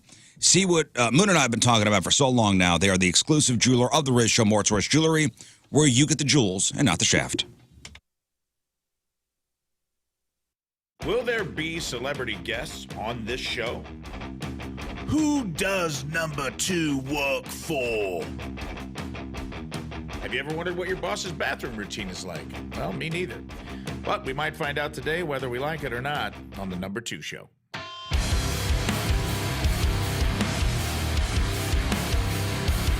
In the wild ecosystem of the workplace, there's a unique species we've all encountered and have to navigate. The boss. Ugh. Just as David Attenborough would guide us through the behaviors of lions and gazelles on the African plains, let me take you on an office safari. You won't need binoculars, but perhaps a strong cup of coffee or a sneaky sip of the flask you keep in your top drawer, Frank. That's right, Frank. We all know about the whiskey. Get a handle on things. From the prowling micromanager to the elusive Captain Cryptic, here's a glimpse into a few of the bosses you're bound to run into during your 9-to-5 jungle adventure. Hey, can we get a cool graphic right there? Like a cutaway to like a guy in a safari hat that's like, welcome to the jungle. And it's like, rawr, like a big jaguar noise. No. Okay, moving on with the monologue. The micromanager from hell stalks your every click like a digital big brother. If they could, they'd probably control your mouse pointer from their office. Personal space? They ain't never even heard of it. They want to camp out in your ass like it's Yosemite. The Ghost Boss. Paranormal edition. Woo! Sightings are rarer than Bigfoot, but their cryptic midnight emails haunt your inbox and are damn near as blurry and unclear. You may never see them, but their passive-aggressive notes are proof enough that the truth is out there. Woo. The Parent Boss, but not really. They drop outdated slang, dab. First Community, if you're looking for a really impressive gift this holiday season, well, you should go big. You need to buy that special someone a brand new car, complete with that, beautiful giant red bow. And you can get rates over there at First Community for as low as 5.25%. And you could take up to 90 days to make your first payment. Absolutely amazing. You can apply online or your nearest branch, and you'll have your answer in no time. And you get that amazing gift, and you don't have to worry about paying for it for quite a while. So that's beautiful. And again, whenever you go over there to apply, it really is very quick. I've got a few loans from them, and they're absolutely amazing with that. Plus, you should go to First Community if you want to give yourself a nice gift. Now, this is absolutely incredible. is that they have a skip a payment program for members in good standing, which allow you to skip your monthly loan payment on any eligible loan if you have certain conditions that are met. And that's a great gift to give yourself. It'll save you a ton of money because you know you got taxes coming up, you got all this stuff, and this is a great way to prepare for that and to have a couple extra bucks in your bank. So swing by First Community, any of their branches, and they've made it very easy because they're everywhere in town, including a whole bunch of Walmarts, and they're open Monday through Friday at the normal locations and the Walmart locations, Monday through Sunday. Absolutely amazing. So go to First Community. That's firstcommunity.com.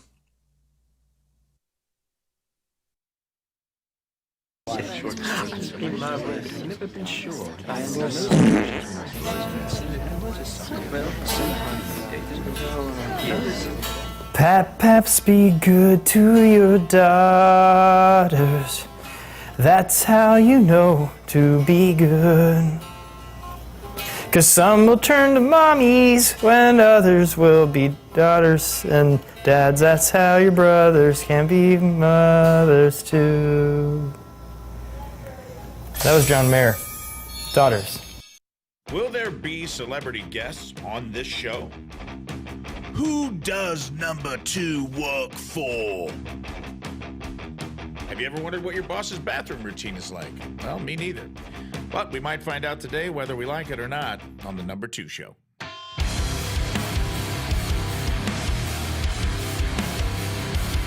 In the wild ecosystem of the workplace, there's a unique species we've all encountered and have to navigate.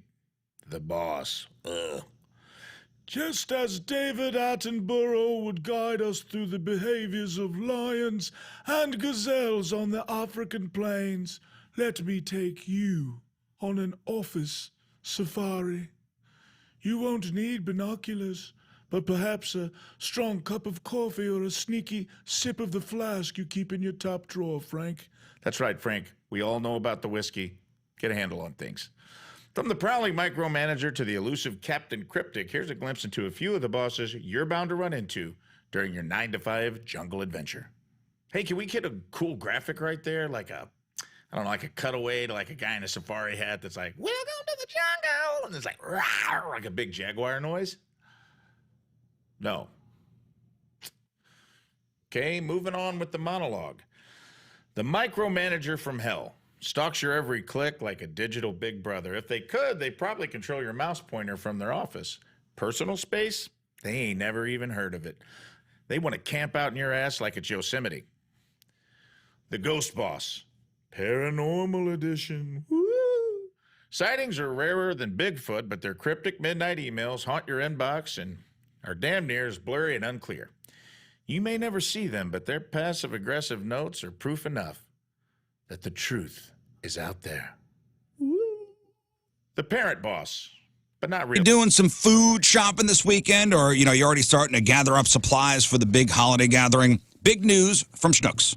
Now, this holiday season, they're giving you the chance to earn $60 in rewards just for doing your holiday shopping.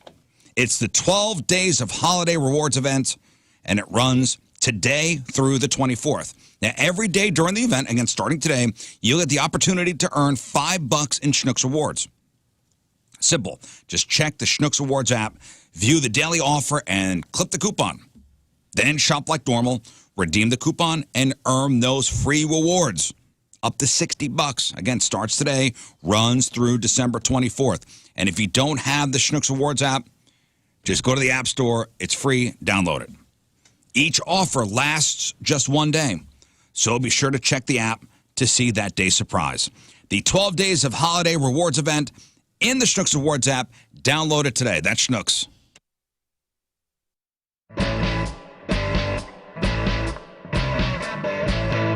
Well, here we are, Music Record Shop, and it's stunning.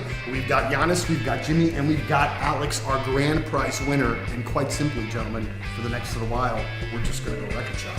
Wicked.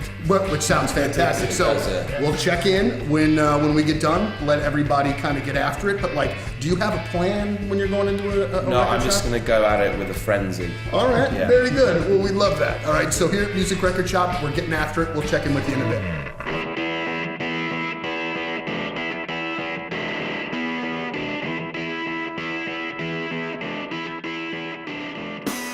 Did you ever stop collecting? Oh, what does?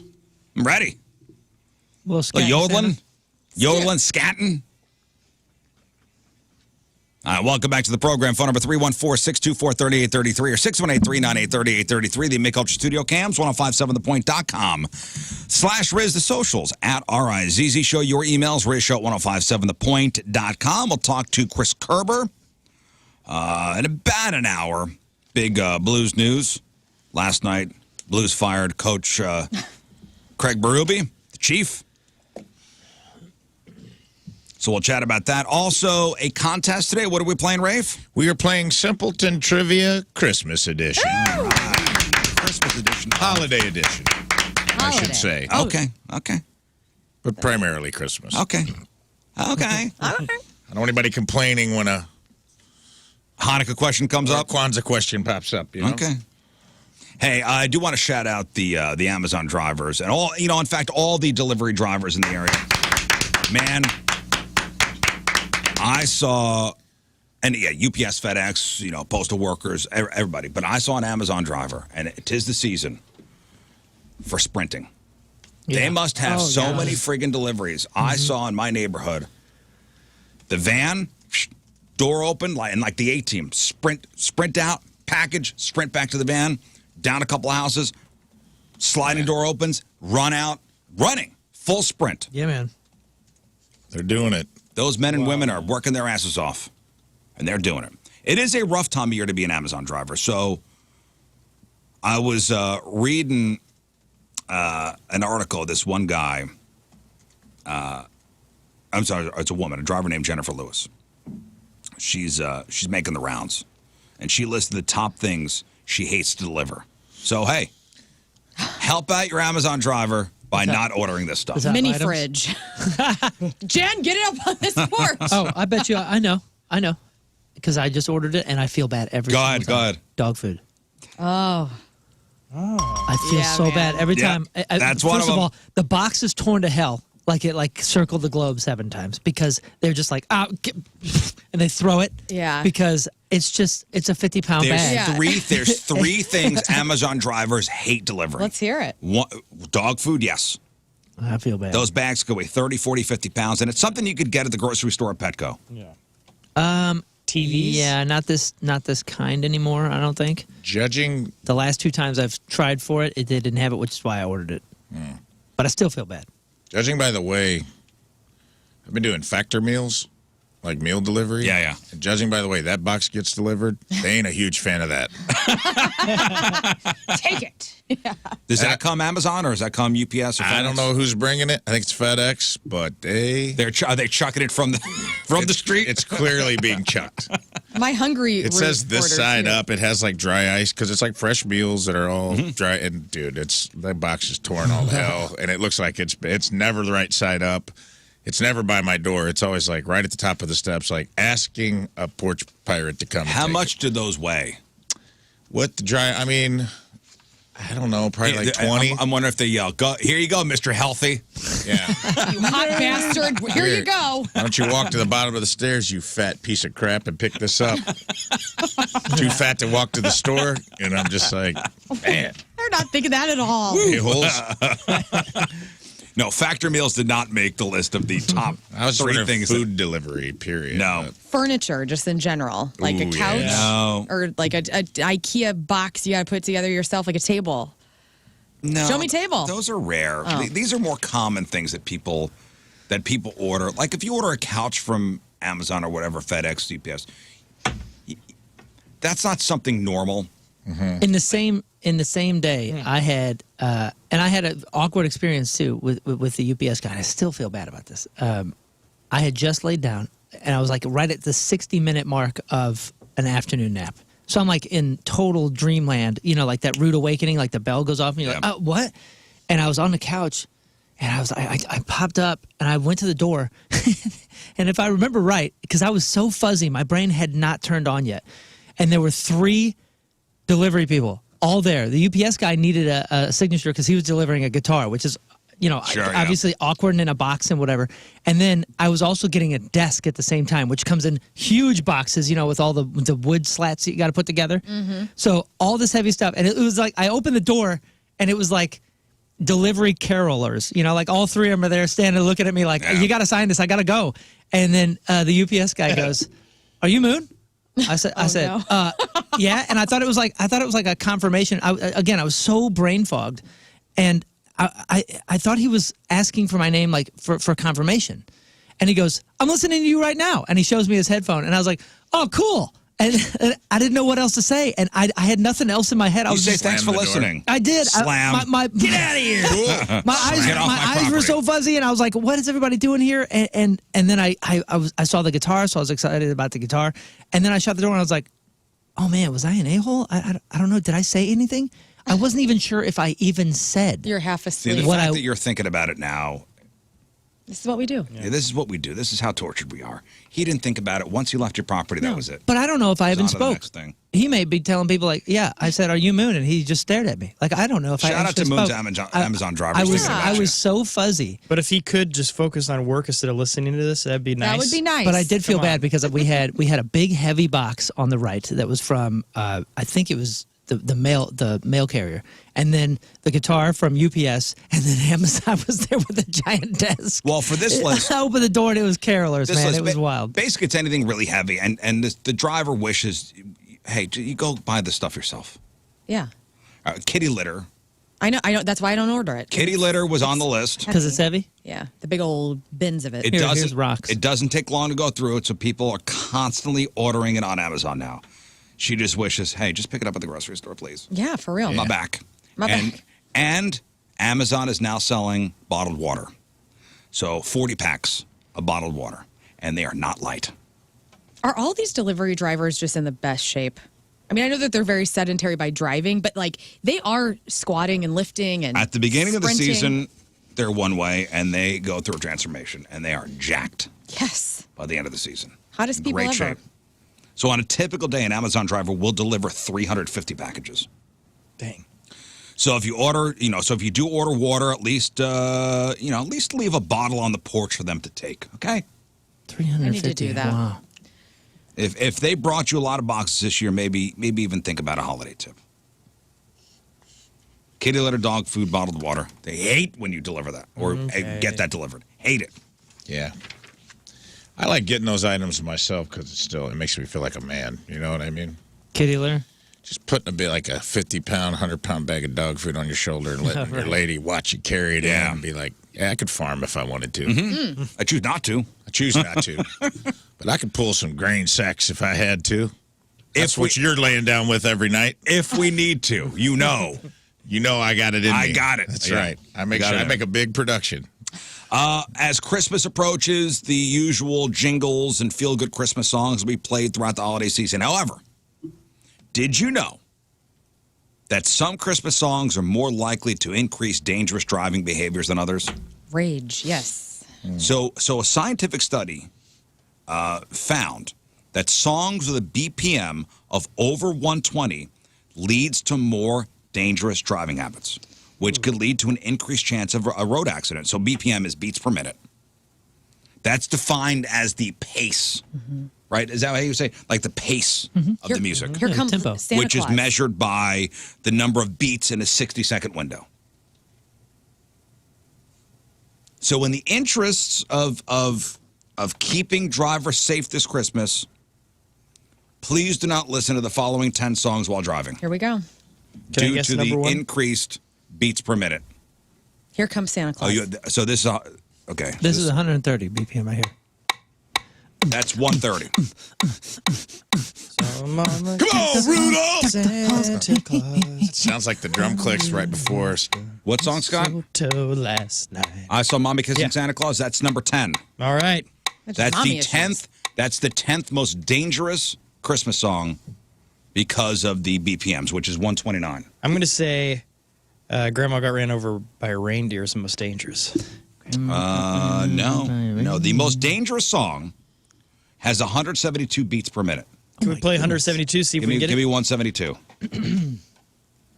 Give me 172 beats per minute. This is the most dangerous song Oh my gosh. to drive to. In the I'm world. so glad we're playing this for the people who are Yeah. driving right Okay, now. I don't have 172. I have If you're 170. driving right now, please turn your radio up. All right, here's 170.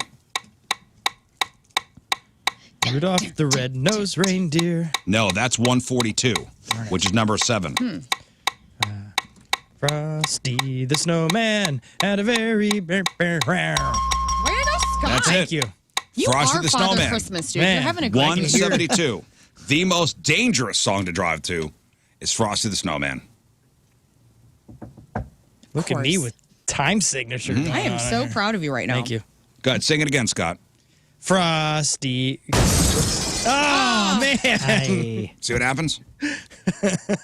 At 150 beats per minute, All I Want for Christmas Is You, dangerous. That's number 2. Feliz Navidad, 149, out. Out. Santa Claus Coming to Town, 147, get out. Police Navidad. Happy Christmas War is over. That's 144. 146. oh. Oh, my. Dang. Let it snow, let it snow, let it snow, 143, dangerous. Who knew Joy FM was so metal? Simply having a wonderful. I feel like that's a high BPM song. Simply having a wonderful Christmas You time. just sped it up. Oh, did I? Simply having a wonderful Christmas. Oh, boy. I bet you it's one. Da-da-da. That just Bet seems you like it's high one. beats. 22. This surprised me. Have Yourself a Merry Little Christmas is 137. Because they're so sad. That's his depression song. Yeah. You just pull the wheel into a Right. snowball. Have yourself a... Oh, boy. Wonderful Christmas Time is 95. Yeah, 95. Whoa. Oh, I know nothing. All right, well, look I out, know kids. nothing in the look out, BPM kids. world. All right, today is December the 13th. Back in the day, 1915, 108 years ago, the city of San Diego offered rainmaker Charles Hatfield $10,000 to bring rain to the city during a severe drought. I am Charles Hatfield, rainmaker. By the end of January, the streams were overwhelmed and caused major flooding. At least 20 people died when a local dam burst, and the city refused to pay him. The county coroner estimated 50 people died in Hatfield's flood. 48 years ago, 1975, comedian Richard Pryor hosts SNL. It's the first time the show ever uses a delay. 45 years ago, 1978, the Philadelphia Mint begins stamping the Susan B. Anthony dollar, the first coin to honor a woman, and it was taken out of circulation pretty quickly because people were mistaking it for a quarter all the time. 38 years ago, 1985, the movie version of Clue was released. Now, what was the big deal about the movie version of Clue? There was no candlestick in the study. That was good. They showed different endings. Oh, yeah. Every. It had 3 different endings. So on the DVD, you get them all. But at theaters, you get only one. So newspapers advertised which ending was playing where. Weird. I didn't know that. That's a good movie, too. That's Never seen it. Yeah. Madeline Kahn. Tim Curry, Tim right? Curry. It's hilarious. It's a fun film. 27 years ago, 1996, Jerry Maguire was released. You complete me. 20 years ago, 2003, U.S. soldiers captured Saddam Hussein in a raid of a farm about 10 miles south of his hometown of Tikrit, where he was cowering in a hole. 16 years ago today, in 2007, the Mitchell Report was published publicly. It listed the names of 89 Major League Baseball players who presumably tested positive for performance-enhancing drugs. That's where Barry Bonds, the Giambis, Roger Clemens, Lenny Dykstra. I mean, so many names. 89 names altogether on that list.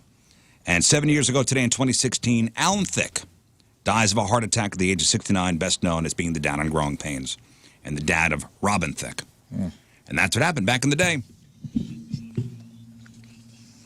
I think he was playing hockey at the time, like just a pickup game of hockey. Wow. All right, time to find out what's going on in the world of music and entertainment with your Crap on Celebrities. And it's brought to you by Bright House Plumbing. Call the best. Flush the rest. BrightHouseCo.com, 636-600-0188. Well, I've been wondering since last week, really, what is going on with the Red Hot Chili Peppers. They had to cancel their almost acoustic Christmas out in L.A. on Saturday because now we know John Frusciante broke a finger, and so he was unable to play. Playing pickup hockey? I don't know how he broke it. They don't say? They don't say. Oh. But It must not be very cool. do not fret. I heard the message that Anthony Kiedis. Yeah. It was Anthony Kiedis. He sung it. Right. Like he sung like, our guitarist broke his finger. We have it on the blog if you want to see We it. can't play because he broke his finger. What'd you You say, need Anthony? those to play guitar, right? Yeah, he does. Ozzy's never been a fan of being labeled as metal. He told Spin Magazine, I've never felt comfortable about that title that they put on me because he plays heavy, but bands that are considered metal are heavy. And he says, we're all put in the same category, but he feels very pigeonholed. So stop this. So he doesn't want to be a heavy metal guy? He says that he's just heavy. Yeah, heavy rock. So it's like rock pop. Rock pop. Adult contemporary rock is what he I wants. agree. Lady Gaga supported her former co-star Bradley Cooper at the premiere of the Maestro premiere recently. And she was seen taking photos. You think they're dating? You think Bradley Cooper and Lady Gaga are dating? No, I thought he was dating somebody else. I thought he was dating one of the Hadids. No, that's over, I think. Gigi. Mr. Hadid's? That's a good movie. Mr. Hadid. Mr. Hadid's. I'm very sneaky. Is it over? I think so. I always thought that ever since A Star Was Born, they dated. I think Well, ever since that the star was born, it was good fodder. It was good For them to- like, For them to put continue that they on. the rumors. Yeah, where they would sit down at the piano together, and he would look lovingly into her eyes, and Right. that whole thing. It was good marketing for the movie. Good I market. mean, I wanted it. Yeah. I It could be think cute. the world wanted it. We never got We it. might get it. I mean, they're going to Maestro together. They just what? They can just be friends and support each other. They can. But give us what we want, okay? I don't want that. You know what I want? Imagine you're in a sex scene with Jennifer Aniston, Okay, I'm there. Okay, everybody? And for anybody that loves John Hamm, he's there too. That's fine. If you've been watching the morning show, He could watch. Not a Ham is deterrent on so it. far. well, they had an intimacy coordinator present to make sure all of the scenes I'm there now. were safe and up to standard. Jen says, they asked us if we wanted this intimacy coordinator. I'm from the olden days, and I was like, what does that mean? She continued, she said, it's just like, it was already awkward enough. We're having this sex scene, Jennifer Aniston, John Hamm. What is an intimacy It's like coordinator? a guy in a bow tie looking under the covers being like, all right, it's John Hamm's ham is up against your thigh. Are you okay with that, That's Jennifer? pretty much what it is. Like somebody to make sure everybody is okay. Yep. How do you feel about this? No, it's fine. I mean, I don't know how movie making works. Yeah. Michael Caine has a book about acting and all that, and one of the things in there was talking about these kind of scenes. Yeah. And he always said to his partner in the scene, he would say, hey, I'm sorry if I get excited, and I also want to apologize if I don't. He'd give him, That's how it works. Yes. Well, I'm sorry. Jen said it was so much more awkward. It was awkward already because it's a sex scene, and she knows John Hamm well. Then they have the intimacy coordinator. They're like, Well, what does that egging them person on. do? They just make sure everybody's good, and they also kind of coach you through the intimacy. Like, ooh, put your hand here, or hey, you don't look into it enough. Can you imagine? This They is on brand. You don't have to make the honking noise. Jennifer, you're being a bit of a dead fish right now. Definitely on I'm brand. sorry, Larry. It's kind of weird that you're looking under the sheets. Larry the intimacy guy. Instead of Larry the cable guy, it's Larry the intimacy Super guy. on brand for that show, though. Like, Hey, get her done. it's such a good show. It's is. so well made, but it's so on the nose and virtue signal filled that I just can't even. I can't hang. It's Larry's too, here. It's too much. Get her done. Yep. All right. It's time to Also- start the lovemaking. Larry the intimacy guy. Get her done. Jennifer Aniston says that John Hamm was the perfect gentleman. Didn't even need the intimacy coordinator, but Larry was there, so all is well. Mark Wahlberg shared the type of roles that he's looking forward to playing as he ages. He said that he would love to play a smoking hot grandfather soon. He's starring in The Family Plan, which is being released this Friday on Stay in Apple your TV. lane, Mark. I'm your grandfather. How's your grandmother? Hey, you don't have to hug me if you don't want to. I'm your grandfather, but you don't have to hug me if you don't want to, because I'm going to teach you about consent, you understand? Kelly Clarkson is opening up about her hygiene. On a recent episode of The Kelly Clarkson Show, the 41-year-old singer argued a shower etiquette with guest Kenan Thompson from SNL. He's got a new book out called When I Was Your Age, Life Lessons, Funny Stories, and Questionable Parenting Advice from a Professional Clown. Here is a little couple of clips about them talking about this. Well, I mean, we talk about brushing your teeth in the shower. Here's the thing. I don't regularly brush my teeth in the shower. I do if I'm in a hurry. Now, I do happen to be in a hurry A lot. often. So it happens often. So having That's fine, because that's where you are in the world. that's Now, where I'm at. That's my I'm choice. on the whole other side where I find it to be gross, and I don't do it. So there's Okay. the first thing. That's brushing your teeth. Brushing the teeth. And then now they get into peeing in the shower. Okay. Do you Sure. pee in the shower? These are real hard questions. No? I would lie if I said I had never done it, but I try I pee not almost to. every time in the shower. You can't help it. It goes back to that childhood sleepover. You know, they put your hand in the hot water. Sometimes you pee because it's hot water. So the hot every water hits time. your body. Yeah. Not every time, But it's a like lot. if I gotta go. Yeah. Just let it go, man. Thoughts? say Do we need that's to know bad. this? Do we need to know about Kelly Clarkson whizzing in the shower? Do we need not to know, though? Right. I don't know. I'm conflicted. I think it's Talk fine. about stay in your lane. Let's talk for our kind of show. Yeah. Right. You know what I'm saying? Yeah. She's trying What's to she come doing? up in That's here and filthy. steal. Prime time, 10:30 a.m. And she didn't even give us a warning. Do you guys pee in the shower? Yeah. Yeah. Yeah. Yeah, we've talked about this in the past, yes. All right, good. Yeah. And brush my teeth in the shower. But I hear it's bad though. I pee if on you my do it every toothbrush in the time. shower. Yeah, they say that it can like you develop Hear what is it? water running? Almost like a Pavlov's dog kind of thing. Like you develop the need now every time you're in the shower or near any sort of scenario like that where your bladder's going to be like, Right. well, Might as well. here we go. There we go. Kate Mikushi of The Big Bang Theory. I don't watch that show. I don't know which character she is, but she's recovering from lung cancer surgery. She's only 43. She says she's never smoked a cigarette, and luckily they caught it early enough. But she says, I'm probably going to be moving slow for the next few weeks, but I'll get back at it when I can. Yeah, this is very sad. I had to look her up because I'm like, man, she looks familiar. She's part of that Garfunkel and Oates Yeah. comedy comedy duo. I don't She's in a lot of things. She got a face that's a very unique face. Mm-hmm. Very funny woman. Yeah. But she's never smoked a cigarette Never in her life. smoked. 43. Lung cancer. Yeah. It's wild, man. Drew Barrymore loves Oprah, and yesterday she had Oprah on her talk show. While chatting, Drew basically cuddled up to Oprah on the couch, like she does, locked fingers with her in a handhold, and then stroked Oprah's arm for a good amount of the duration of the interview. Did Oprah give consent? She probably didn't. I'm glad you're asking, though. Oprah didn't seem to think it was that weird, but a lot of people say that it made them feel uneasy as they watched. One person said online, Drew is too overbearing and cringy, and it doesn't seem genuine the way that she fawns over all of her guests. She does weird things like that. Yeah, It's very touchy-feely. she is. She gets on the floor. She kneels in front of people. It's very odd. But it's also so her. I feel like she has that spirit of just, that's her. Like, I don't think she's doing that out of a character. I feel like that's just genuinely her. But yeah, Still weird. people thought it was super weird. And one person said Oprah's body language made it clear she wanted her hand back. Rest in peace to Andre. Is it Brower? Yes. He's the Emmy Award-winning role in Homicide: Life on the Street. He was also in Brooklyn Nine-Nine. You guys were talking about this in the chat last night. You love that show, and That's he a was great really show. good. Yeah. He was great in Great it. show. He had an undisclosed brief illness and died at the age of 61, and he's survived by his wife and 3 kids. So, R.I.P. I got into that show recently, maybe last year. Funny? It's one of those, you kind of cruise through them half-hour episodes, not to, if you just need something to watch. Yeah.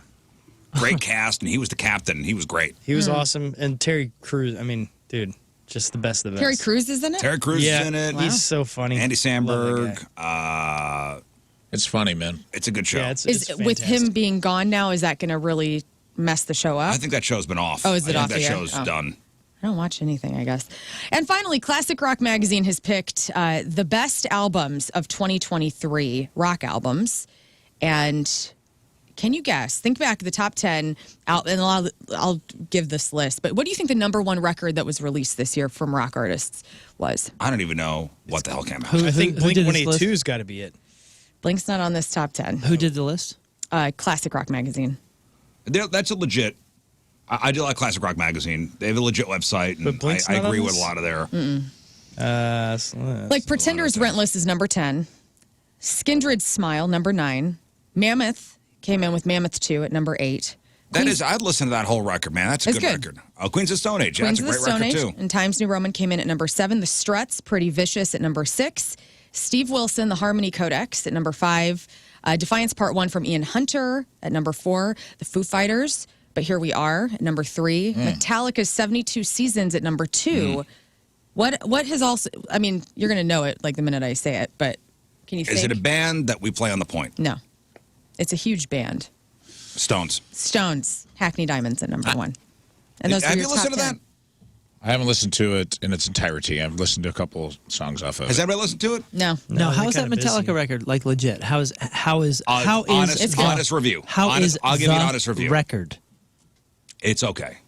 I liked it. Yeah, But I you heard it. I don't- heard it was okay. And the Foo Fighters record, even from Foo Fighters fans, they all said It's like, just "Oh yeah, sad. it's fine." It's just sad. It's a grief record for Taylor Hawkins. So it's just like when I listened to it, I was like, I'm just so bummed out. But Rescued is such a great song from the Foo. Oh yeah. But the Metallica record, it's good. It's okay? You're not getting the Black Album. You're not getting Injustice for All. You're getting newer Metallica songs that are very long and kind of sound very similar to. To what? Yeah, to the like you listen to like track 2 and you go, oh, is track 1 over? Oh, I see. Okay, It's heavy, though. It's heavy. heavy boy. It is heavy, dude. How What is heavy? it? What is it? What would you call it? Celebrating a sounds birthday rad. today. Taylor Swift is 34. Catherine Schwarzenegger is 34. Oh, when's the parade? For Catherine? It's Taylor Swift's birthday. Oh, What did Travis get her, I wonder? You think Travis Kelce's a good gift giver? No. He's got an assistant that is. Wow. I'm just. Yeah, when you're at that level, you go, they remind you. It's Taylor. Hey, It's Taylor's birthday it's today. Taylor's birthday. Roses. I bet he has to be a good giver right now because she's so famous. But normally, I bet the gals that date him is like, you know who I am. I don't have to get you a gift. He got her a DVD box set of his reality dating show, Catching Kelsey. Was that a thing? Yeah, dude, he had a horrible. What? Was that on E? I think so. I didn't even remember it know like that was a one show. announced- Oh, dude.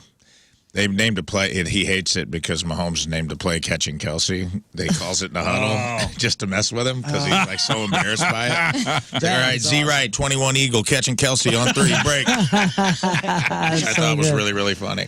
Amy Lee is 42. Tom DeLonge is 48. Jamie Foxx is 56. Nene Leakes is 56. Rex and Rob Ryan are 61. Steve Buscemi is 66.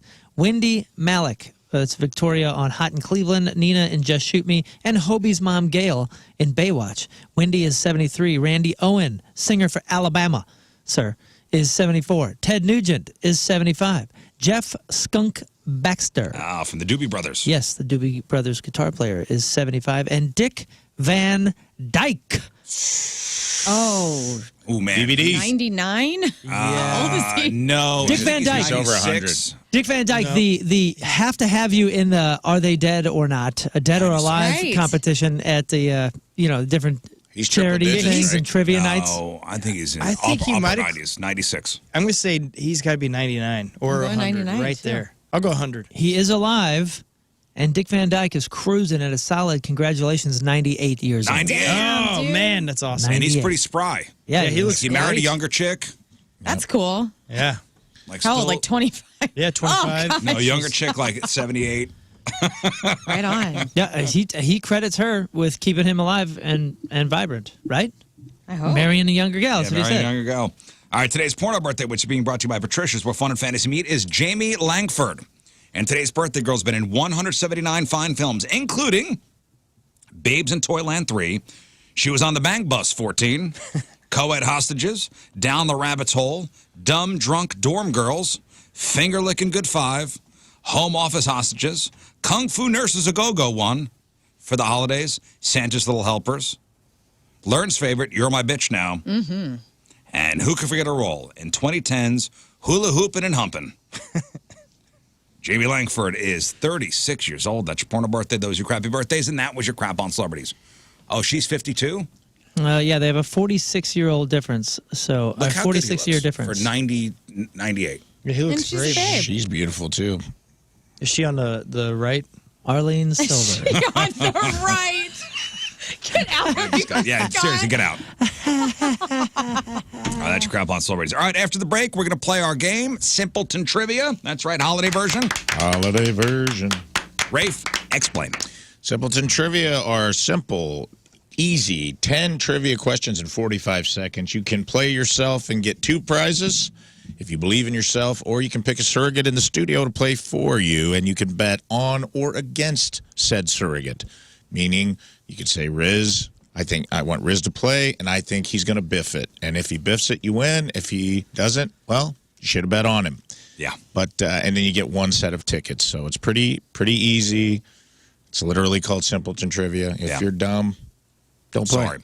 Yeah, so remember, if you play yourself, you get 2 prizes. If you have one of us play, 1 prize, but you have to bet whether we'll get the 10 questions right or wrong in 45 seconds. That's right. We have Chili Peppers tickets. Chili Peppers, big summer show July 30th at the Hollywood Casino Amphitheater. We got tickets to go see Limp Bizkit, big summer show July 18th at the Amphitheater. We got tickets to go see Dropkick Murphys with Pennywise February 26th over at the Factory, and we have a couple pairs of tickets left to see the Blues take on the Dallas Stars Saturday over at Enterprise Center. All right, if you want to play, 314-624-3833 or 618-398-3833. Simpleton Trivia, Holiday Edition. Next. 7:58 Wednesday. Traffic and weather. Moon coming at you. Traffic is brought to you by Worldwide Technology Raceway. The biggest race of 2024 is Sunday, June 2nd. Time to lock in your NASCAR Cup Series tickets now at www.raceway.com. We have a lane closed due to a stalled vehicle 44 eastbound at Shrewsbury. Also delays 270 eastbound between Gravois and Manchester. And more delays, 270 eastbound between 255 and Friday Fire. Delays are now increasing, by the way, 21 northbound and in the Arnold area, so look out there. Your point forecast, mostly cloudy skies, high of 49. Right now it's 36 at the Point Studio. Your point forecast is brought to you by CarX Tire and Auto.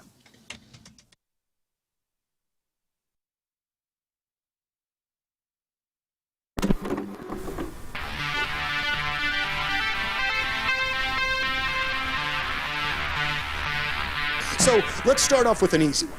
Okay. You have this incredible career with Everclear. Right. Made all of these records. You've had, I would think, multiple opportunities to do like a solo record, but you're going to put out a solo record for seemingly the first time in your career. For not seemingly the first time. The first time in your career. Why now? Well, I mean, you know as well as I do that Everclear has been my baby from the beginning. Yeah. It's my thing. So as far as doing a rock band situation, I never felt really a need to do a solo record. I tried to do one once. Roof issues. Oh, man. You're having roof issues. Water's getting behind walls. Gutters are all messed up, even with your siding. If you call Happy Roof Company today, they will have somebody out to look at your issue within 24 hours. Happy Roof Company is a local company. 100% of their market is in the St. Louis and surrounding areas, headquartered in Sunset Hills. They do roofing, they do siding, they do gutters. Over 50 years combined experience doing that stuff. A+ rating with the Better Business Bureau. They do residential roofing, they do commercial roofing, cost-effective solutions on flat roofing and metal roofs, and free estimates with pretty great prices. So again, if you call the Happy Roof Company today, they will have somebody out to look at your issue within 24 hours. Give them a call, 314-665-3001, 314-665-3001, online at thehappyroof.com. It's the Happy Roof Company. They put the happy in happy endings.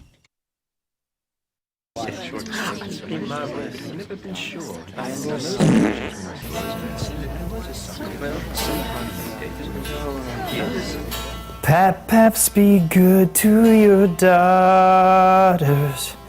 That's how you know to be good. 'Cause some will turn to mommies when others will be daughters and dads. That's how your brothers can be mothers too. That was John Mayer. Daughters.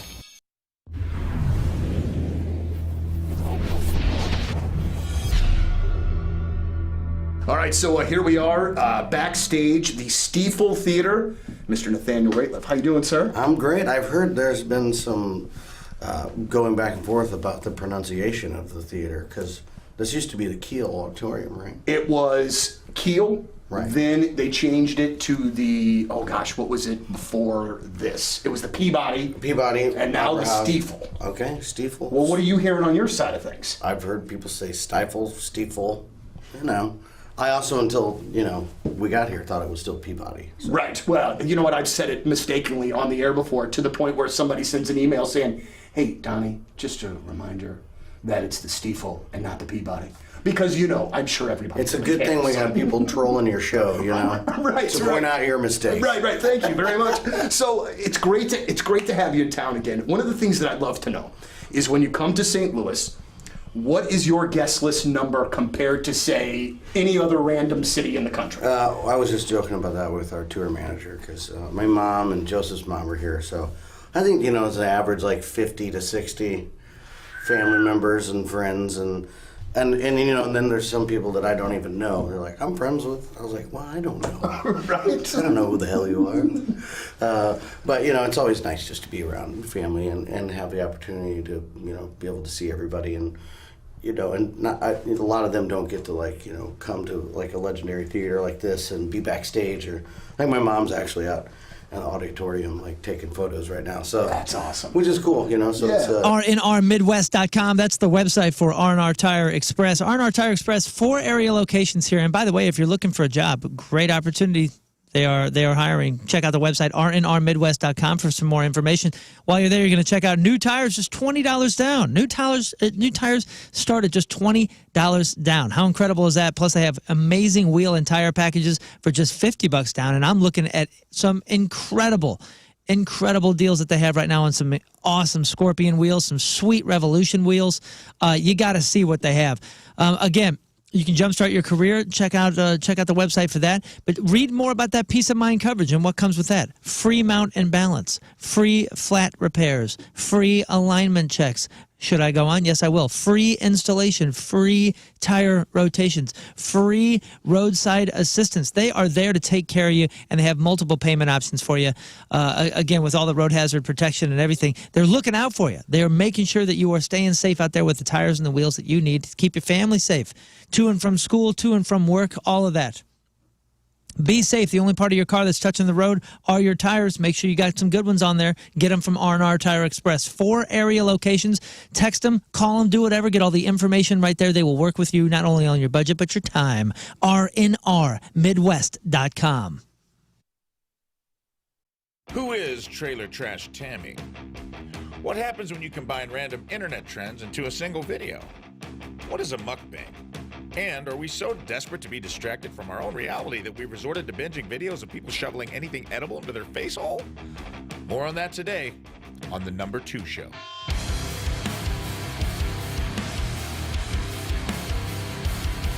Welcome back to The Number 2 Show. Today, forget sex, drugs, and rock and roll, baby. We've got something that tops them all and is twice as indulgent. Mukbangs. Mukbangs sound like something that would require a lot of explaining if your mom caught you watching one on the family computer. But turns out it's not something you find on Pornhub. It is kind of like food porn, though, where you witness the hard pounding of thousands of calories. So follow me through the glory hole for today's main topic, mukbangs.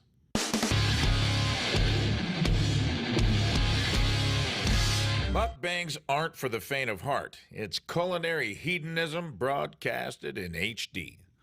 We've got professionals like Nick Avocado eating his view count in calories, or amateurs deep-throating corn dogs like they're auditioning for Bret Michaels' Rock of Love. Gives a whole new meaning to the song Unskinny Bop. And if not these two things, then there's whatever the hell this is. Hi guys, today we have dragon breath puffs and liquid nitrogen. There's a lot going on in this video. Is it a cute cat video, ASMR, a mukbang? Are we even allowed to assign conventional labels to our videos anymore? Let's just say this video is genre fluid. Blowing on liquid nitrogen, I guess to cool it off? It's negative 320 degrees, lady. I don't think you're going to burn your tongue. I like how it says, this is so much fun. But for who? Is this entertainment? I don't know. House. Man, I'm sure you're getting advice from all sorts of people. Oh, man, you're going to be around family and friends for the holidays. They can have all sorts of advice for you. Wanted and unwanted advice. Listen to one person, your buddy Rizz here. If you're buying a house, you got to call Kevin Putney. Call Kevin Putney even before you call the realtor. He'll get the financing worked out, get you qualified, get you approved. This way, you know how much house you could afford. Then you call the realtor and, yeah, easy peasy. And he's got all sorts of programs, including the Community Promise, where he could get you up to $6,500 in down payment assistance if you qualify. That's the 123 Mortgage Team's Community Promise. Give Kevin a call. 314-862-0123. 314-862-0123.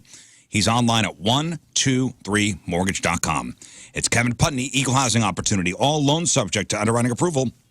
Restrictions apply. Call for details. Cross Country Mortgage LLC, NMLS 3029, NMLSconsumeraccess.org, 123mortgage.com, 314-862-0123.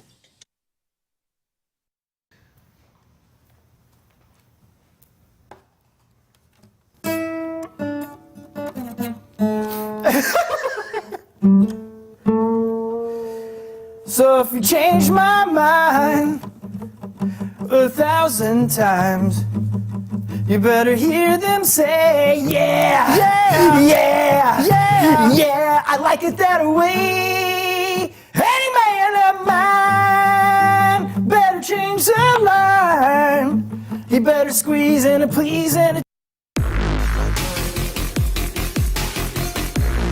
show. Happy birthday, Rizz. You owe me $20 now. Boom.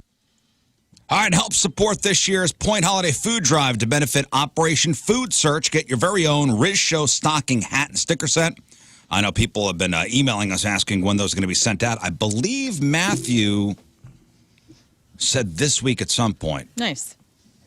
Hopefully we'll get them to you in time for Christmas. But so we got some brand new sticker sheets made featuring stickers of us, the logos, plus some brand new comfy winter stocking hats with the Rizz Show logo on them. You can make an online donation anytime this month, and we will mail one or both of them to you depending on how much you donate.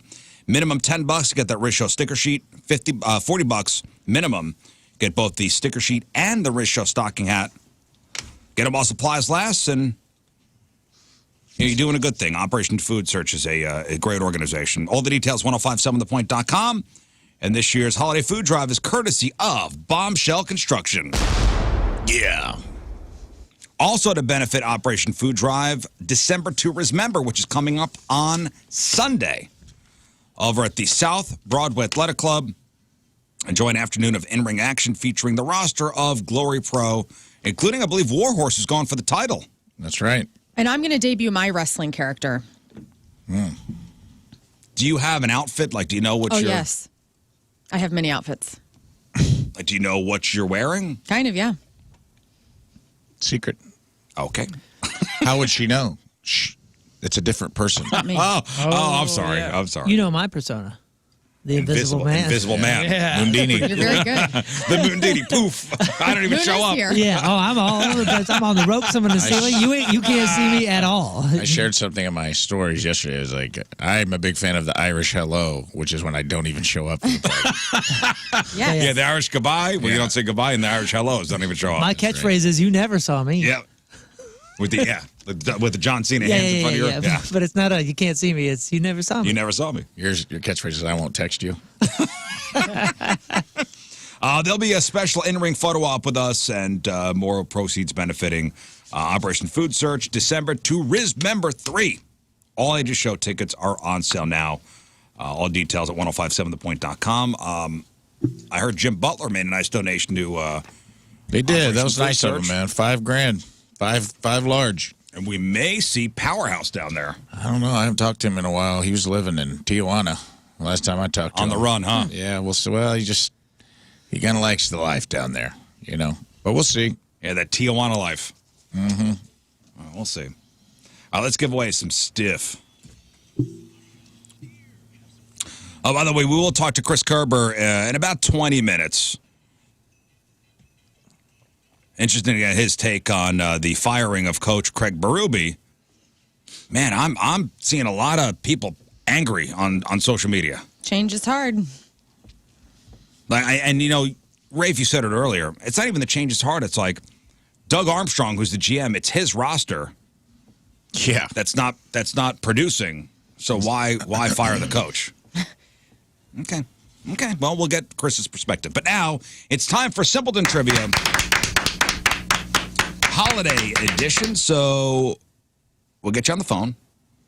You could either choose to answer 10 questions in 45 seconds on your own. Mm-hmm. You could pass once. If you get one wrong, you're out. If you get 10 questions in 45 seconds correct, you get 2 prizes. Your choice. Chili Peppers tickets, Limp Bizkit tickets, Blues tickets, or Dropkick Murphy tickets. If you choose to have one of us play, you could either bet we will get the 10 questions right or wrong. Mm-hmm. And depending on how you bet, you get 1 prize. And don't forget you can pass. Yeah, pass once. If you do play for yourself, you can pass once. And if you get hung up on the questions, just pass. We'll get back to it. That is usually what buries people in this game, is they get hung up, spend about 15 seconds on a question, and then run out of time. Yeah. Or panic. Yeah. Don't panic. Listen closely. Philip asking real quick, how old would you guys say is appropriate to attend the Glory Pro event? It says it's all ages, so. And the past couple of years that I've gone, there's kids of all everywhere, ages. man. Mm-hmm. Kids everywhere. It's Yeah, fun. my mom lets me go every year. Yep. Yeah, it's my first time. I'm excited. All right, 314-624-3833, 618-398-3833. Let's go to Courtney in Belleville. Good morning, Courtney. Good morning. Hi. Hey. All right, Courtney. Will you answer the questions yourself for 2 prizes or choose one of us to play? I'm going to be a little wimp and pass it off to somebody else. Who's that going to be? Moon, and he's not going to get. Ooh, betting against Moon. Last time that happened, Moon. I won. Betting against Moon. Okay, so 45 seconds up on the clock. Courtney says you will not Last get time that happened, 10 and 45. I won, but Courtney is playing the odds here because I'm notoriously bad at this. I biffed it twice last time. So I'm bad at this. So It's time for a bologna day miracle. I know, she is a smart woman. This is a good guess. All right, Mooners, the time begins when Rafe finishes reading the first question. Moon, listen closely. Moon Valjean, are you ready to play? Yes, I'm ready. Simpleton Trivia Holiday Edition. It's over. It's No, over. it's not Courtney, over. give Courtney Stop it. tickets. You're already it. laughing Here at we me. go. Question 1. Yeah. What color is Rudolph's nose? Red. Who is Santa Claus married to? Mrs. Claus. What winged mythical messenger is traditionally put on top of a Christmas tree? Angel. In Jingle Bells, how many horses open is the sleigh? 1. Which Christmas plant is known for kissing underneath it? Mistletoe. Name one of 3 Santa's reindeer whose name starts with a D. Donner. Harry and Marv are the criminal antagonist in what famous Home Alone. Christmas movie? What popular thick, creamy Christmas beverage is known as milk punch? Eggnog. What Christmas-themed ballet featuring a sugar plum The fairy? Nutcracker. What is the name of the greedy main character in Charles Dickens' A Christmas Carol? Scrooge. You are correct, and that is 10. Boom! Wow, that was smooth. Bye, Courtney. You took some. You jumped the gun on a couple. Had That's to. a risky move. and Had you to. got I it. saw the You did it, timer. I though. was like, oh boy, No, oh you did boy, great. oh boy. Yeah, you did really. You rolled the 7 seconds dice. left. Oh, did I? Yeah. It was like Yeah, 13, and I had You had many 7 questions to seconds go, left. You so I was were like, good. oh, I got to cruise. You're good. Congratulations, buddy. That's great. That's 10. Sorry, you bet. Nothing for Courtney. Sorry, Courtney. Bologna Day Miracle. Brendan, hello. I'm sorry, Courtney. Hello. I feel Hello. terrible now. I feel She bet terrible. against you. She bet against you. but That's on her. She's smart. That's on her. I'm going She chose her fate. to go for Moon. I can't do it this morning. Okay, so Too much he's for me. betting on you. Brendan, you're up again, Moon. Oh, gosh. Moon to Part get it. 2. Moon part 2 no. to get it. Don't do this. Not going to just let him have his win. You're going to put him back on the hot seat immediately. Brendan, dude. hang on. It's Hang okay. on a My blood second. pressure is like already up. And now he's betting on you. So now, Betting on you. now you got Now double it's the pressure. now I'm really screwed. All right. All right. Moon Valjean, you ready to play round 2 I'm not ready this time, but I'll do it anyway. of Simpleton Trivia Go ahead. Holiday Edition? Moon Valjean. In the song, The 12 Days of Christmas, golden rings are given on what day? 5th. What animated 2004 film starring Tom Hanks is about a train that carries kids to the North Pole? Polar Express. What was the Austrian-born star of the Christmas movie Jingle All the Way's name? Arnold Schwarzenegger. What Jewish holiday consists of what Adam Sandler would call 8 crazy nights? Hanukkah. What large logs traditionally burned in the fireplace on Christmas Eve? Yule. What's the name of the snowman who comes alive when Frosty. What's the last name of the first ghost that visits Scrooge, whose first name is Jacob? Pass. What popular Christmas toy is actually a type of spinning top played with during Hanukkah? Dreidel. What color suit does Santa wear? Red. What do children hang above the mantle for Santa to fill with gifts? Stocking. What was the last name of the first Jim ghost? Smith. Marley. Marley. I've never heard that. Well, Jacob Marley? Jacob Marley. I don't. Yeah. I don't know. No, Jacob. Hi, Marley. Aaron. Can you? Oh, Hi, sorry. Aaron. Hi, Hey, Aaron. Aaron. Gosh, dang it. Dang. Well, I mean, at least I lost on something that I hard. never could have got. That's Bob Marley's brother. Yeah, dude. Jake Marley. I never heard that. Oh, no? No, that's a tough one. No, it's a tough one. Dang, man. And That was probably it. one of the tougher ones, but I thought the Jacob would give it away. I tried to add it. Michael. No, that. Sorry. Hey, how's it going? All right, Michael. What are you going to play yourself for 2 prizes or pass to one of us? I'm going to play it myself. All right. Hey, Michael. Mike's playing himself. I like it. All right. For 2 prizes. Hey, if you win, what 2 tickets you want? Chili Peppers and Dropkick Murphys. Chili Peppers and Dropkick Murphys tickets. Great. For Michael, if he gets to 10 and 45. Michael, good luck. Here we go. Michael, are you ready to play Simpleton Trivia Holiday Edition? Let's do it. All right, Michael. Question 1. What food and bev do you leave out for Santa on Christmas Eve? Milk and cookies. What day is New Year's Eve traditionally celebrated on? December 31st. What swirled J-shaped candy treat is also hung on Christmas trees? Candy cane. What do you decorate and put lights on at Christmas? Tree. What is the name of the red-nosed reindeer? Rudolph. How many hoes does Santa laughs traditionally contain? 3. What do groups of people sing outside your house on Christmas? Carols. Where does Santa Claus live? The North Pole. What's the last name for Santa Claus when his first name is Chris? Kringle. What are the small gifts found in a Christmas stocking called? Stuffers. You did it, brother. Wow. Right on. There you go, Michael. 5 seconds to spare. All right. That's how you do it, boys. Congratulations. Hang on. Good job, man. That's how you do it. That's how you do it. The Stuffers. Christmas spirit is taking over. Yeah, I feel it. Robert, hello. What's happening? All right, Robert, what do you want to do? I'm going to put it on King Scott. He had a good day yesterday, so we'll go with him. Whoa. He is Father Christmas. You going to bet on You him? going to bet on him or him? against him? I'm betting he will do it, yeah. Yes. Scott? Yes. And here we go. All right. Are This you is ready? it. Let me stand up. Stand up. Put a wreath And- around your neck. Scott's doing it for Got his Robert. gray sweatpants on. I'm gonna stand up, Very too. nice. Okay, I'll stand up. Yo, the The name of the character who tries to steal Christmas